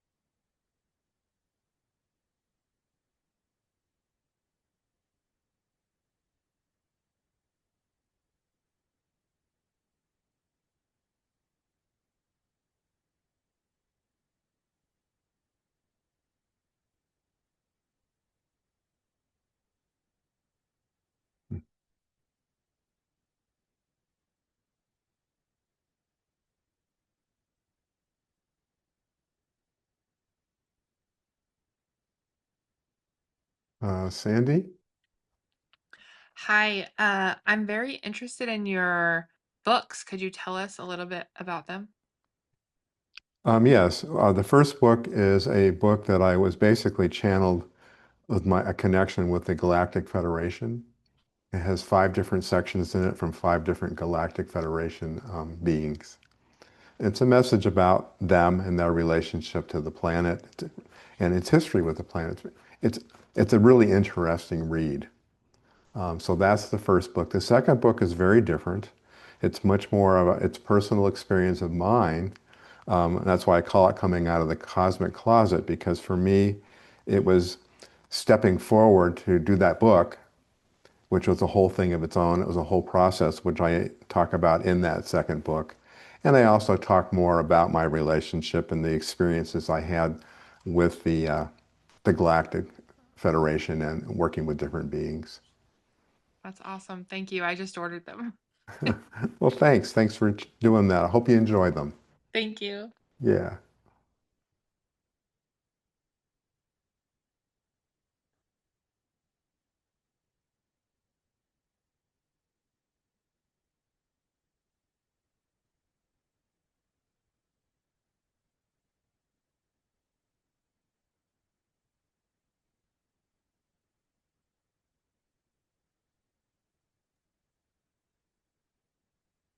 Well, thank you. Thank you, Douglas. Absolutely. My pleasure.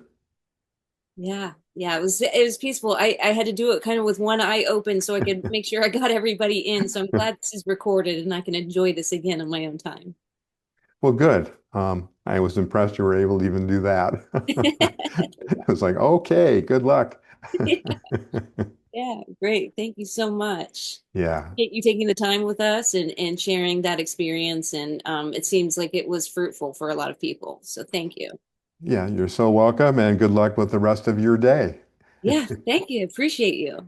Okay, folks. Thanks, everybody. It was great. Thank you all so much for coming to listen to my talk. And thank you, Kara, so much for moderating this and for being the moderator throughout the day. Cannot express enough gratitude for all of the work that you have done for us today. Hi, hello, my name is Valerie Lewis. I am a channel, a psychic medium, and a tarot and oracle card reader. And today I'm talking about manifestation, specifically stop negotiating with reality from hoping to having. I want to very briefly ask for some audience participation. If you hear something that resonates with you, you can give me a reaction. We do what's called a hand waggle. That lets me know that that we're jiving and we're on the same page. Or you can put something over in chat.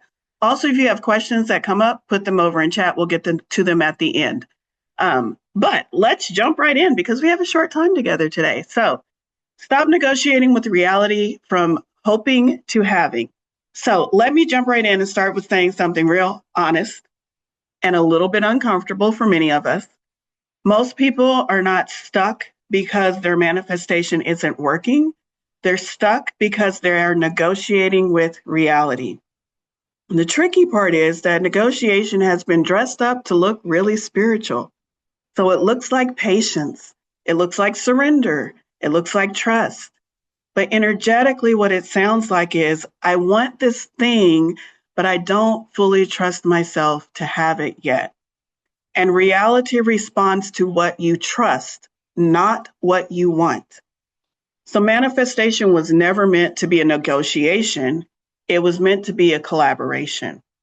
So we're going to talk about some of the top ways. I've got about 4 that we negotiate with reality. So maybe you can become a little bit more self-aware and spot it when you're doing it. So let's talk about one of the most common ways that we negotiate with reality, which is hoping or hope. Hope sounds sweet. Hope sounds harmless. Hope sounds hella spiritual. Sounds like you're being really positive. And hope in and of itself is not a bad thing. I hope you all had a wonderful day with all of your readings today. I hope you have a wonderful day tomorrow. If you're in a period of despair and you move into hope, that's a great thing. But when you take hope and you attach it to your manifestation path, that's when things get a little tricky, and that's when you start negotiating. Hope is not neutral when it comes to manifestation. Hope says, this isn't mine yet. Hope has the energy of, I'll relax when something outside of myself changes, or I'm just going to sit and watch and see what happens. Hope keeps your desire close enough for you to still want it, but far enough away that doubt is able to creep in. You see this when people talk about their money all the time. So let's put this in real world terms. I hope my income increases. I hope I get that promotion. I hope clients find me. I've said that myself a couple of times. I hope something shifts soon. Hope watches life instead of stepping into it. And reality does not respond to watchers and spectators. Reality responds to participation. So instead of saying, I hope this works out as you move through life, I want you to shift and try saying, not try. I want you to shift and say it. I'm going to tell you what to say. I'm not going to tell you to try it. If you want to manifest the way that you say you want to manifest, then stop saying, I hope this works out, and start saying, this is already unfolding, and I'm moving as someone who is involved in the co-creation. This does not ask you to blindly trust or to have blind optimism, but that it does ask and require of you directional certainty. Hope leans back and says, I'm not sure, whereas knowing leans forward, full in, and becomes an involved participant in the manifestation. So let's talk about the second way that a lot of people commonly negotiate, and that is waiting for spiritual signs. Now, I'm right there in the forefront of, I love me a spiritual sign. I love him. I love him. I ask for him and I love him. But again, when we attach waiting, I didn't say spiritual signs. I said waiting for a spiritual sign to our manifestation practices, then we get into trouble. Then we start negotiating. I'm waiting for a sign to tell me before I move and do this thing. I want confirmation first before I take the next step or before I take this action. Or I'll know when it's time. I'm just going to wait. I'll know when it's time. Here's the part most people don't love hearing. If you're always waiting for signs, you're avoiding authorship. Because the sign lets you say, it wasn't me. I never got the go-ahead. Wasn't my fault. I was waiting for spirit to tell me. And it takes all of the authority, all of the self out of your hands and puts it out there somewhere, someone else's fault, someone else's responsibility. Because waiting feels safer, but it also freezes reality and freezes your manifestations. Waiting energy says, I move second.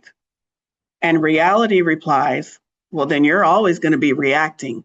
And when it comes to manifestations, we do not want to be reactionary. We want to be creation. We want to be the creator. So you'll see this idea of waiting for signs in relationships. Let's talk about how it shows up in relationships. You might not say this, but energetically you're projecting this. I'll open up once I feel safe. Once this person shows me that I can trust them, that's when I'll open up and give them my heart. Or I'll commit once I know for sure that this is the person that I'm supposed to commit for. Once they show me a sign, then I will act. It's the cart before the horse. In business, it sounds like I'll launch when I'm ready. I'll raise my prices once it feels aligned. That is something that we hear all the time. I'm waiting for the alignment and then I'll raise my prices. How could that not be spiritual, Valerie? I think you told me to do that 2 years ago. Listen, I'm learning new stuff all the time. And I'm trying to tell you what I know right now. Okay, so just listen. Don't be holding me to what I said 2 years ago. But that idea of I'll raise prices once it feels aligned is still negotiating with spirit. Reality reacts to and mirrors posture. Hesitation, however, invites delay. So where are you in that realm? Here's a way to reframe that. Instead of saying, I'm waiting for a sign before I act, shift to, I move first and reality responds. Signs follow commitment. They don't precede it. So we don't wait for a sign in order to act. We act and then we receive the sign as confirmation, as support that, yes, you took the step. Yes, I'm with you. Yes, I'm supporting you. But we're not saying I can't move until I get the sign. We are moving and looking for the signs along the way. How are you going to see the sign that says, take the next exit in Albuquerque if you refuse to leave your driveway? So it's the idea of you need to be in motion, headed towards that destination, and you will see the signs along the way that are going to keep you on your path. You are not here to be convinced that it is your time to move. You are here to initiate that movement and then wait for spirit to support you. So the third way that we negotiate with reality and try to get our way from life. This one is a big one. We do it all the time. Outsourcing authority to our guides. I ask my guides to give me the thing that I wanted. I'm waiting for clarity on this manifestation step. I'm waiting. I don't know if I'm meant to have this, so I'm sure my guides will tell me. Let me say this clearly and very lovingly. Your guides are not your managers. If they were, they would be called spirit managers. They are called spirit guides. They are not the decision-making committee. They do not have a say if you get this or you get that. They don't step in to run your life. They step in to support your authority once you claim it. So when you keep asking your guides instead of choosing, what you're really saying is, I don't trust myself yet. I don't trust myself. I trust my guides, so I'm just going to turn it over to them. That's spiritual. I'm connected.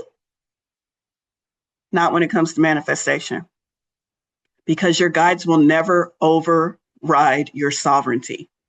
They will step back, not as punishment when it comes to your manifestations, but as an invitation for you to step forward. So when I channel, I try to help people bring their authority back to themselves. Your guides are meant to help you. Your guides are meant to support you. Your guides are going to walk the path with you, but your guides are waiting for you to take the step forward. Just take the first step so they know what to support, so they know where you're trying to go. They're not going to tell you what to do with your life because that is not their job. So, clarity does not come before choice. Write that one down.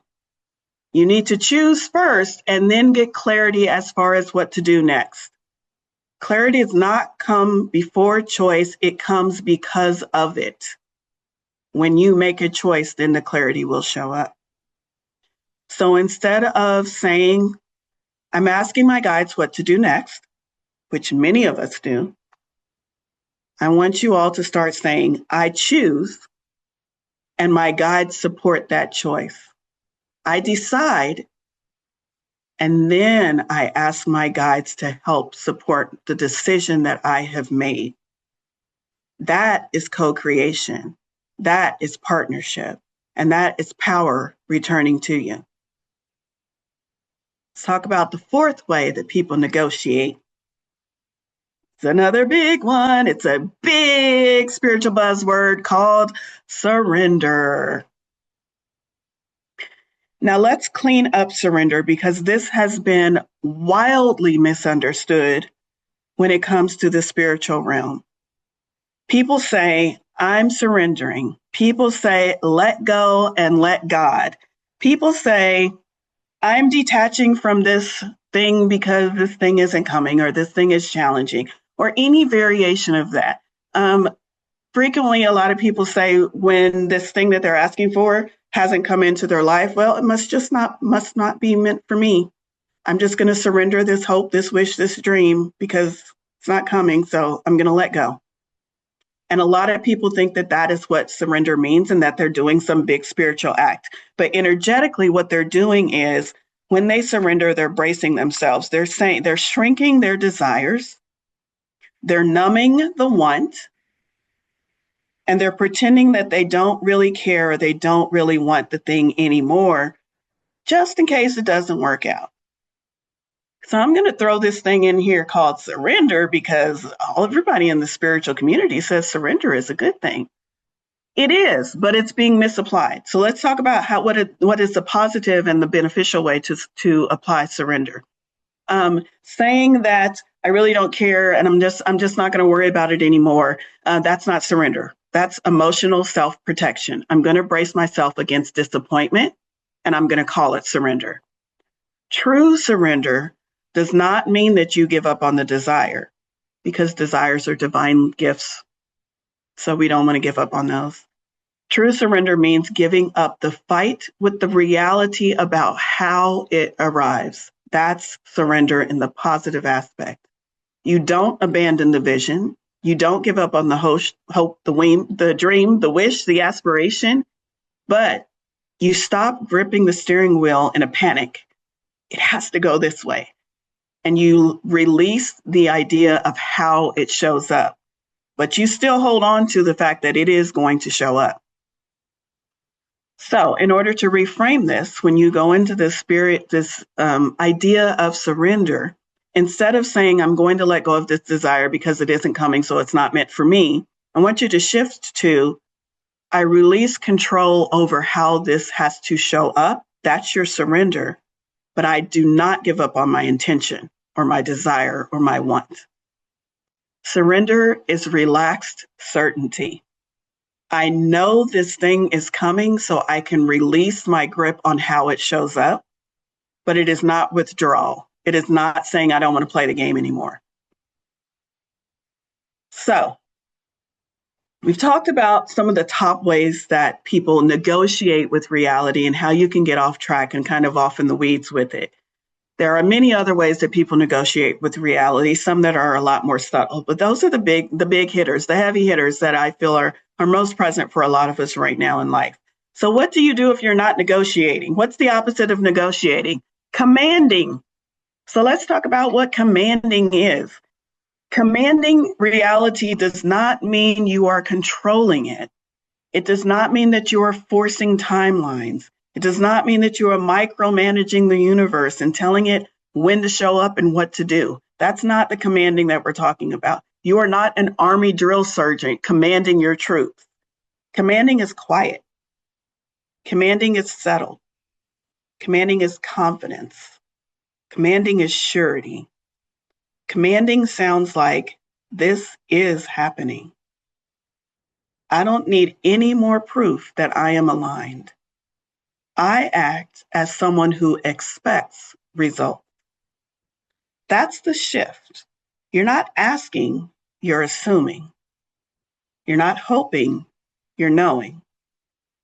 And you're not negotiating, you are co-creating with the universe. When you command, you stop checking. You stop checking for signs, you stop checking for feedback. You stop explaining yourself and why you want what you want and why you, God damn it, deserve it because you did the work. You don't do any of that. You stop trying to convince yourself or anyone else. You live forward. Living forward means you know that it is on its way to you, and you live as if it is on its way to you, not as if you have to keep checking to see if it's on its way to you. Reality will then reorganize itself around you if you are internally decided. If you have that commanding presence within yourself, then reality will reorganize itself around you. So let's talk about this in a practical way. This is kind of a group exercise. And then once we do the group exercise, I am going to pick one lucky victim, one lucky participant to sit in the hot seat and get a little sample of manifestation coaching, which is something that I'm going to be offering in 2026 going forward. But let's start with this group exercise so everyone gets a chance to experience this. So I want you to think of one thing that you want right now. Out of all your hopes, wishes, dreams, aspirations, I want you to think of the thing that is on the top of the list of what you want right now. Not in the future, but right now. Not someday, right now. You got it? Everybody holding that thought? Give me a thumbs up, something over in chat. Let me know. All right. Now I want you to ask yourself honestly, where am I negotiating with this thing or about this thing? Here's some questions.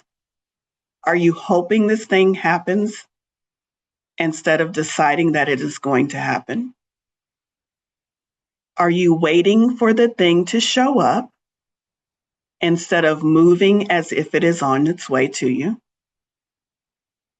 Very subtle with that last one. Are you asking instead of choosing? You said you want the red Lamborghini. Do you keep asking for the red Lamborghini? Or do you go to the Lamborghini store and start choosing fabric swatches and paint color and tires and the package that they put on it? Are you asking or choosing? Are you letting go of the desire because it hasn't shown up yet? Or are you staying present with the confidence that it is on its way to you? I want you to think about this sentence. You can finish it silently, or you can write it down on paper if that serves you. I want, fill in the blank with that thing that you said you wanted that's at the top of your list. And I've been negotiating by, and put down what is the top way that you feel like you've been negotiating. Now I want you to flip it and reframe that. This is called pattern interruption. I am no longer negotiating. I choose whatever that thing is that you said you wanted. And so when you go forward out in the big wide world after today, and you still want that thing, the statement that you're going to continue to repeat to yourself is, I am no longer negotiating about this thing. I am choosing it. Fill in the blank, whatever that is. Choosing is a way of internally deciding. And the universe will arrange itself around you when you make that internal decision. When you stop negotiating, when you stop asking. We ask once, and then we move into the energy of receiving. Asking is an integral part to the manifestation thing, but many of us ask, and then ask again, and then check and look, and then ask for a sign, and then ask for clarity, and then ask, and we're stuck in that pattern of asking, and we never move into receiving. So I want you to feel the difference. How does that feel between saying I want and I'm negotiating, or I am no longer negotiating and I choose this thing? It feels different in your body, in your speech, in your energy. So this is where a lot of people get stuck, though, because they make the statement, they feel it, great. Oh my God, I'm going to manifest this thing. I just went to this talk and now I'm going to manifest. They feel it. They know it's true, but they get stuck, not because they don't understand the reframe, not because the reframe doesn't feel good, but because their nervous system keeps defaulting back to the old pattern, the old way of asking and negotiating with reality. And for a lot of us, we were taught to negotiate with reality. So we're not just rewiring shit that we've picked up, we're rewiring decades of the way it's just always been. So your nervous system is going to want to default to what feels comfortable and what it's always known. And it's going to be your job to keep shifting it back into, I'm going to choose, and the universe is going to arrange itself around me. This is where reflection helps. Having someone that can mirror back to you and check in with you and let you know, hey, I think you're doing that negotiating thing again, is going to really, really help you. You can do it for yourself, or you can find a partner that maybe you're working together on a manifestation. But reflection is really going to help you move past this moving back into the old set point. This is the kind of thing that comes up. I help people reframe and help them learn how to break those patterns so that they can truly shift into where they want to do, that set point of being decisive, of commanding the universe.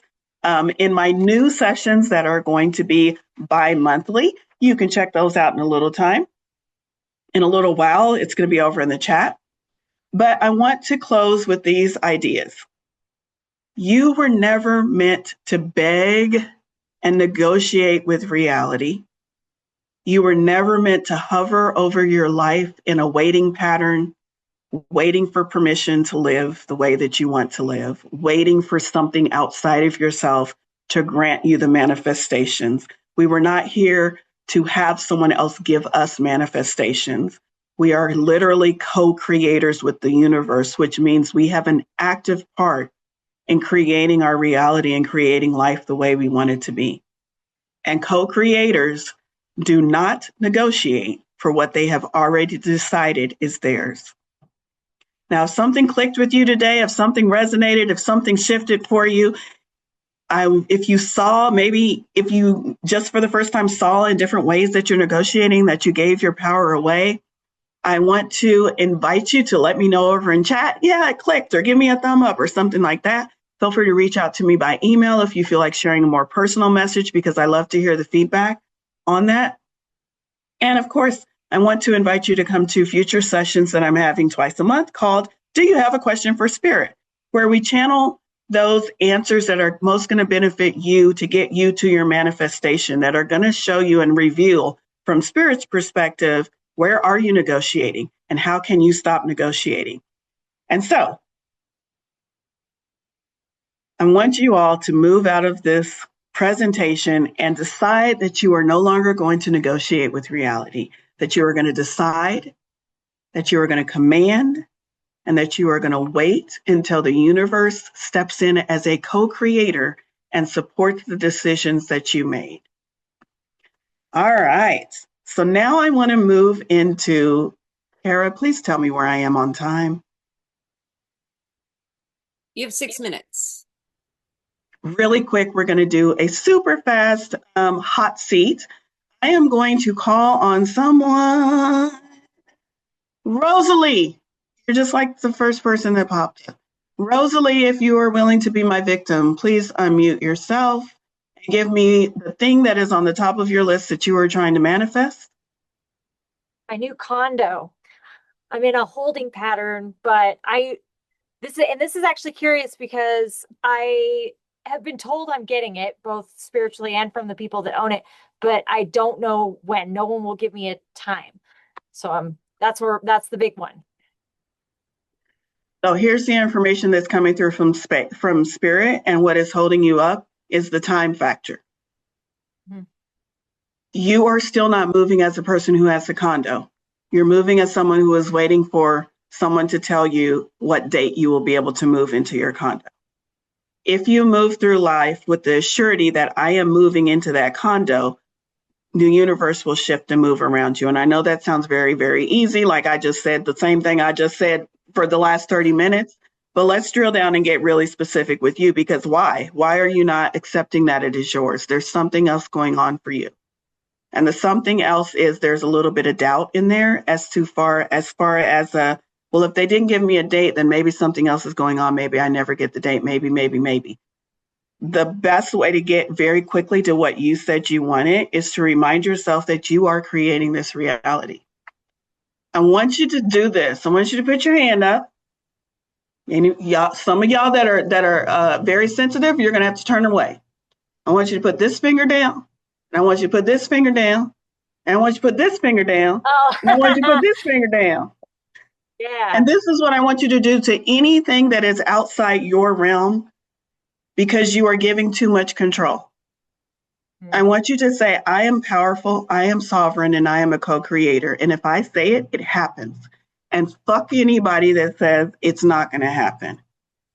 Because that's where you're giving your power away. You're saying this outside thing has control over what I want to create, and it does not unless you give it control. So that's the one thing that you need to shift right now. You are so magical, and you know you're magical, and you forget that sometimes. And so this is bringing you back into your, I'm magical and I can have what I say I want. Those are some of the top things that we talk about. Where are your beliefs at? Because if you don't believe that you can co-create reality, then you're going to have a really, really hard time with co-creating reality. So you have to believe that you have the power to call in and say that you want what you want, and that thing is going to show up and that it's yours. And if that belief is solid, then fuck what the world says. It doesn't matter what the landlord says. It doesn't matter what the date is that they give you. It's yours. It's yours, and you need to claim it, and you need to start moving in alignment with it's yours. I have a little bit of time left, Kara. Yes. Yeah, you have 3 minutes. Okay. All right, Rosalie, thank you for letting me coach you there. I hope that helped you a little bit. The last thing I want to share is going to Marvel, y'all, because I love Marvel. Thor, y'all know Thor in the Marvel series, and how he's getting ready to fight all of the villains, and he doesn't have his hammer, right? So he puts his hand out. What's the name of his hammer? Somebody put it over in chat. He puts his hand out. I'm just going to call it his hammer. To call his hammer. It's energetically, right? It's magic. It's whatever. His hammer comes, right? But if you have ever watched the Marvel movies, Thor does not stand there like this.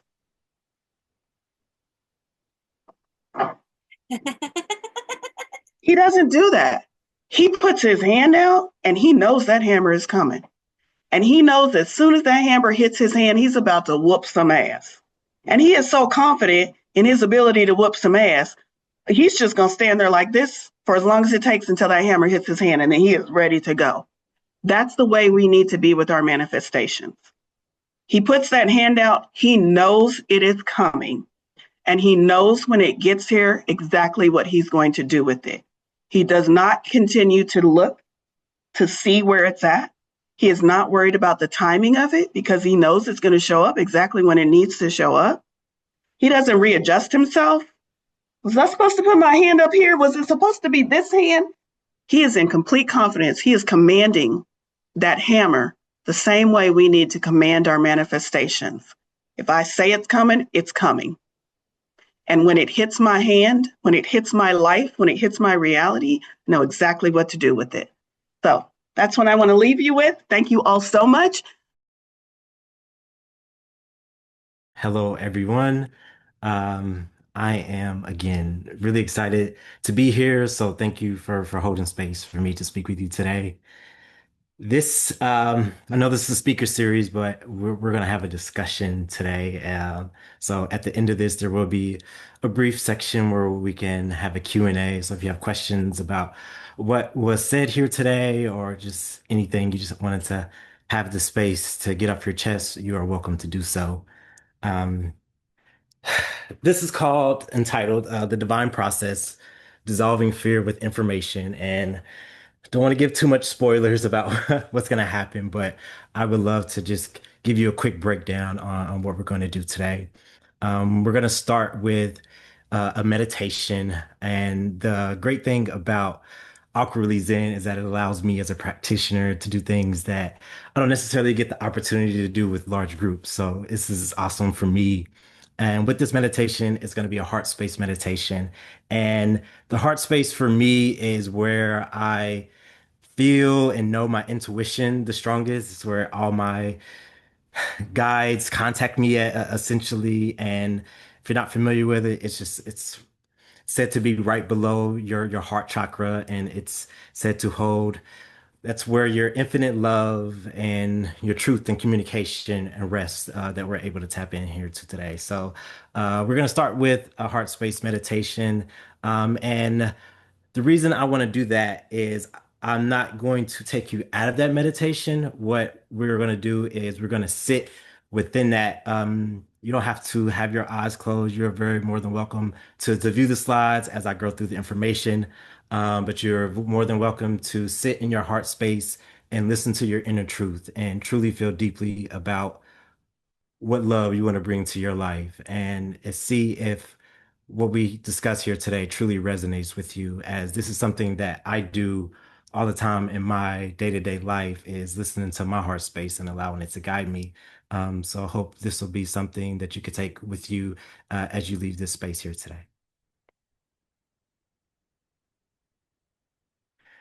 All right, to begin, just for me, I'll just take one huge inhale and exhale, just kind of get some of the bugs out. So please join me in just taking the biggest inhale and exhale that you possibly can.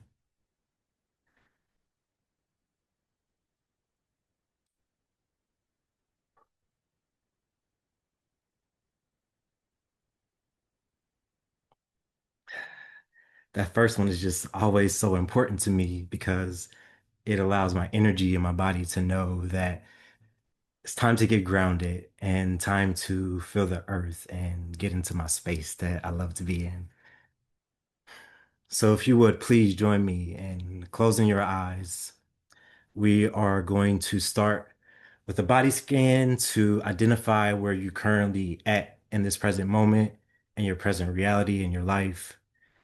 I'm going to ask you to do a breath count of 333, meaning you're going to inhale for 3 seconds, hold for 3 seconds, and release and exhale everything that you're feeling out in those 3 seconds. So just to begin, we'll start with an inhale. 1, 2, 3. Hold. 2, 3. Exhale. 1, 2, 3. Easy. Inhale. 1, 2, 3. Hold. 2, 3. Exhale. 2, 3. Continue with this rhythm. Continue to feel wherever you are seated, standing, moving. If you're moving, please open your eyes, but continue to feel your present moment. Inhale, 1, 2, 3. Hold, 2, 3. Exhale, 2, 3. Allow your body to relax, your shoulders to drop. Let your neck stand tall. Allow any thoughts to linger. Let them be present in your mind. If you get lost, return to your breath. Inhale, 1, 2, 3. Hold, 2, 3. Exhale.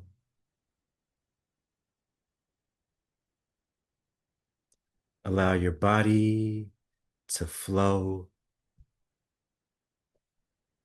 Relax your ankles.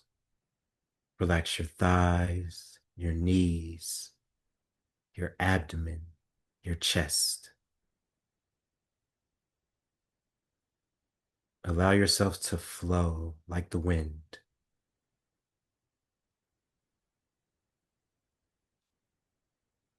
Take notice of how you feel in this moment. Take notice of your thoughts. Be mindful that you have given yourself this moment. Cherish it. Love it. Inhale, 1, 2, 3. Hold, 2, 3. Exhale, 2, 3.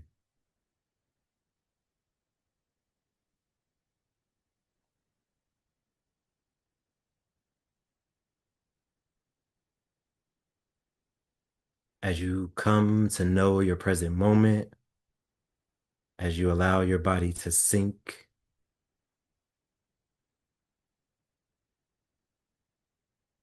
know that you're in a safe, loving place. Now allow your shadow to integrate with your joy, your love. Every part of you deserves your love.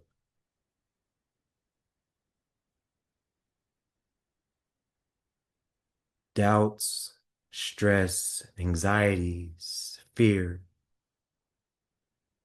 Allow them to assimilate and join your light.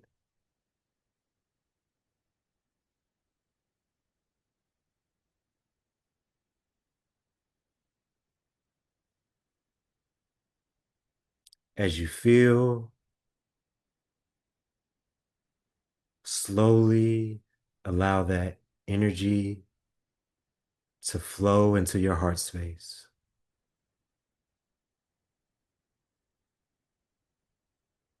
If you need help, ask your guides. If your emotions are heavy, return to your breath, calming, breathing peacefully. Inhale, 1, 2, 3. Hold, 2, 3. Exhale, 2, 3.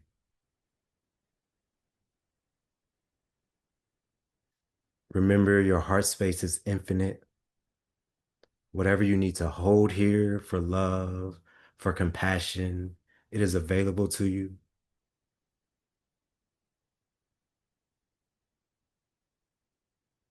Nothing can overcome this joyous life within you.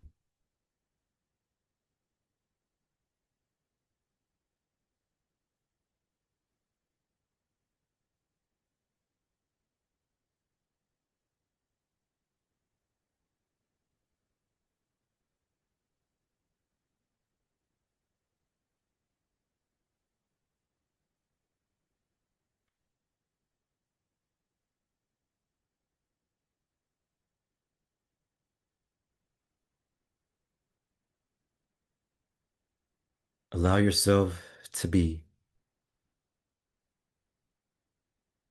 If you feel called to, you may slowly open your eyes and join us for the slides, or please rest, enjoy your space. This heart space is for you. And simply listen. Listen to the words. See if they align true to you. If you have questions, ask them. If you want to give answers, give them. If you want to do nothing, that is an action, you are more than welcome.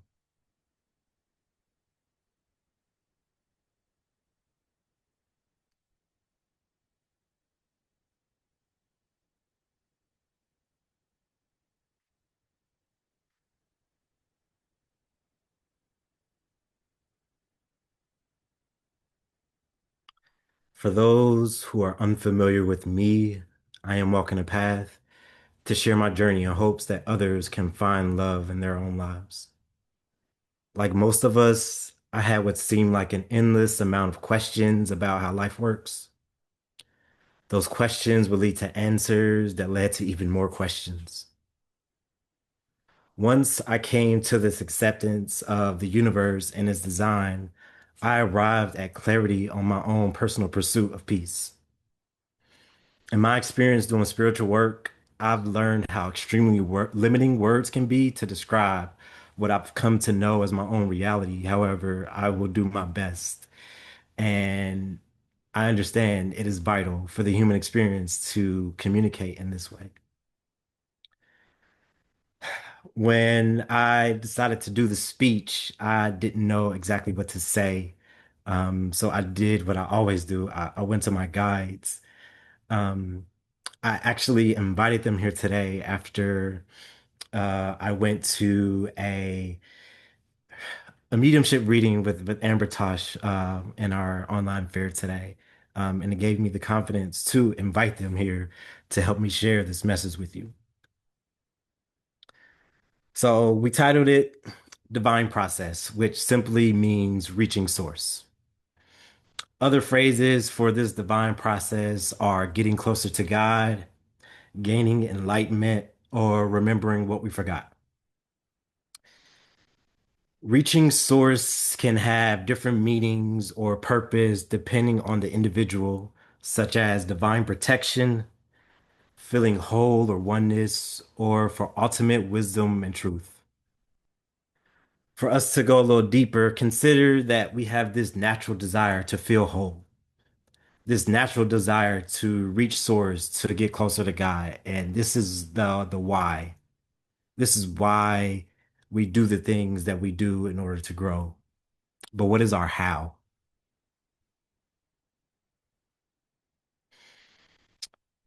Information is us starting at the tip of the iceberg when we talk about the creation of existence. For me, it is believed, and by others as well, that Source created reality with the desire to know itself. Meaning that the process to create life itself began with intention and inquiry. The inquiry to exist and the intention to do so. The divine process manifests in our reality as life experiences. These experiences help us to grow and use that acquired knowledge for more experiences. Thinking of it as like we're at life's resorts with an itinerary book to the brim. I love using that analogy because it's one of my favorite things to do is to travel and see other places. Every moment we live and grow, we are answering the call of the divine. The duality of the universe provides us that opportunity. Growth is an important component to highlight as I've experienced that stagnation doesn't normally flow well with our collective energy. Without growth, we become complacent and we can get rained out of our own experiences. Don't get stuck in your hotel room and you miss out on life. To grow is to work towards the balance that aligns us to source energy. For this discussion, I wanted to talk about fear because, at least for me, I felt a lot of our collective energy having different themes around fear and how to move forward beyond it. Touching on the divine process for me helps me better understand fear and how to move forward. During this discussion, we won't touch on fears derived from biological or evolutionary factors, but more so the fears through our conditioning or learned or observed learning. I don't want anyone to leave here and think that, they're going to challenge a lion to a fist fight or anything. So Webster defines fear as an unpleasant, often strong emotion caused by anticipation or awareness of danger. As a verb, it is to be filled with concern or regret over an unwanted situation. A lot of words in those definitions jump out to me about how we're taught to understand fear. We've been institutionalized to treat fear like an intruder, as if our only options are to fight or flight. But what if there was more to it? What if we could go beyond that? In the divine process, fear manifests in the absence of information, meaning when we're not aligned with love from source, that disconnect generates fear. But remember, love is the genesis of all, and that love produced fear, not the other way around. It is not designed to be ran from or to fight. It's simply another emotion that provides us information to harmonize with. Aligning our energetic frequency with the heavy presence of fear can be challenging. Trust me, I've been through a lot of challenging things when it comes to fear. But the reward that I've discovered often far outweighs any pain that has come along that journey. So, how does the divine process help us dissolve fear? And I want you to understand as we continue this that words, again, are extremely powerful. The word dissolve is to change and to put into something else. So as we think about fear and we're dissolving fear, we're not looking to abolish it, but to assimilate and balance. And to do that, we arrive at answers. Answers are the light that balances your shadow. It is information that is matched to your vibration, that matches your frequency of understanding. I actually heard it as well in Valerie's speech. I can't wait to hear this recording as well. It's so amazing that you can get information and answers from so many different sources. And depending on your frequency, it may not resonate the first time you hear it. We gain these answers by calling on our higher self, that part of us that still remembers that divine blueprint, even when our human self is feeling the weight of the world. For some, they strike as intuition, like for me in my heart space. For others, messages in tarot help us to visualize our future. Or we could look for alignment in the stars and our astrology charts guiding us to ourselves. Or deeply resonating with the energy from a reader like our wonderful practitioners here at AZ. These aren't magical shortcuts. They are tools we use to bypass the noise of our conditioning so we can hear our own inner truth. We live in the mindset that is felt as if I used to live in a mindset that I felt like I was cheating life.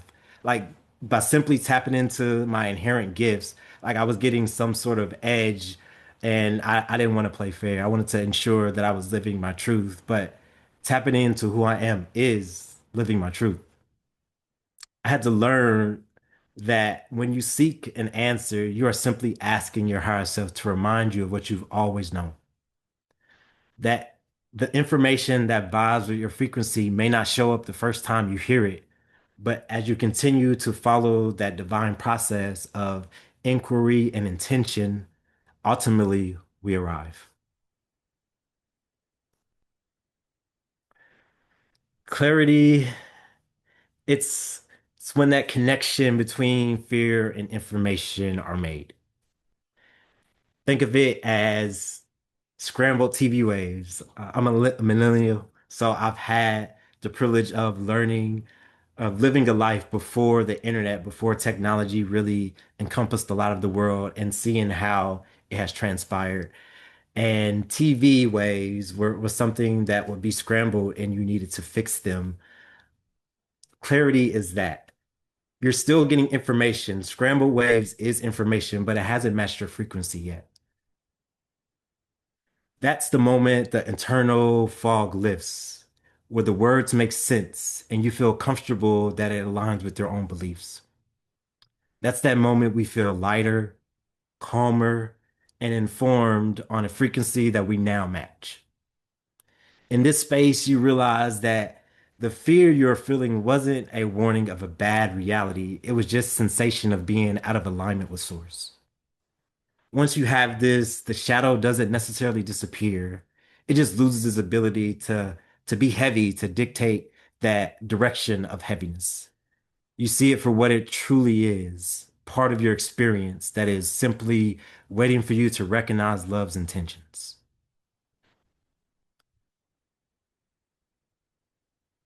With your newfound wisdom from balancing oneself comes the privilege of choices. Clarity alone doesn't make the decision. It is with your conscience, intention, or free will that we choose the next step in our own life. It is both a quiet shift in acceptance and an active mental discipline to grow. I believe we all have the power to alter our paths, but it takes the information to lead us there. When your choice is to balance fear with your higher self, you are choosing to no longer be pushed by fear, but to be led by love. And finally, we arrived at what I mentioned in the intro, and that's the experience. I believe the purpose of life's journey, the inquiry, the clarity, the discipline to have the balance is so that we can fully participate in the life that we created. I believe we came here to this reality to experience that fullness of reality as consciousness, conscious expressions of source. As I mentioned, I believe that existence started with the intention to want to know itself, and it leads us to our experience. Even when we rest, it is an action being called for by the divine that in this moment, I need to experience what rest is so I can continue to move. And when we do ultimately move past fear by integrating it into our wholeness, we open up that itinerary of our lives. We allow ourselves to be surprised, to be moved, and to be transformed. The divine process is the path of remembering that you are the creator and the experiencer all at once. So take your tools, trust your intuition, and step out into the world. Your life is the experience source, God, the creator, has been waiting for. Thank you.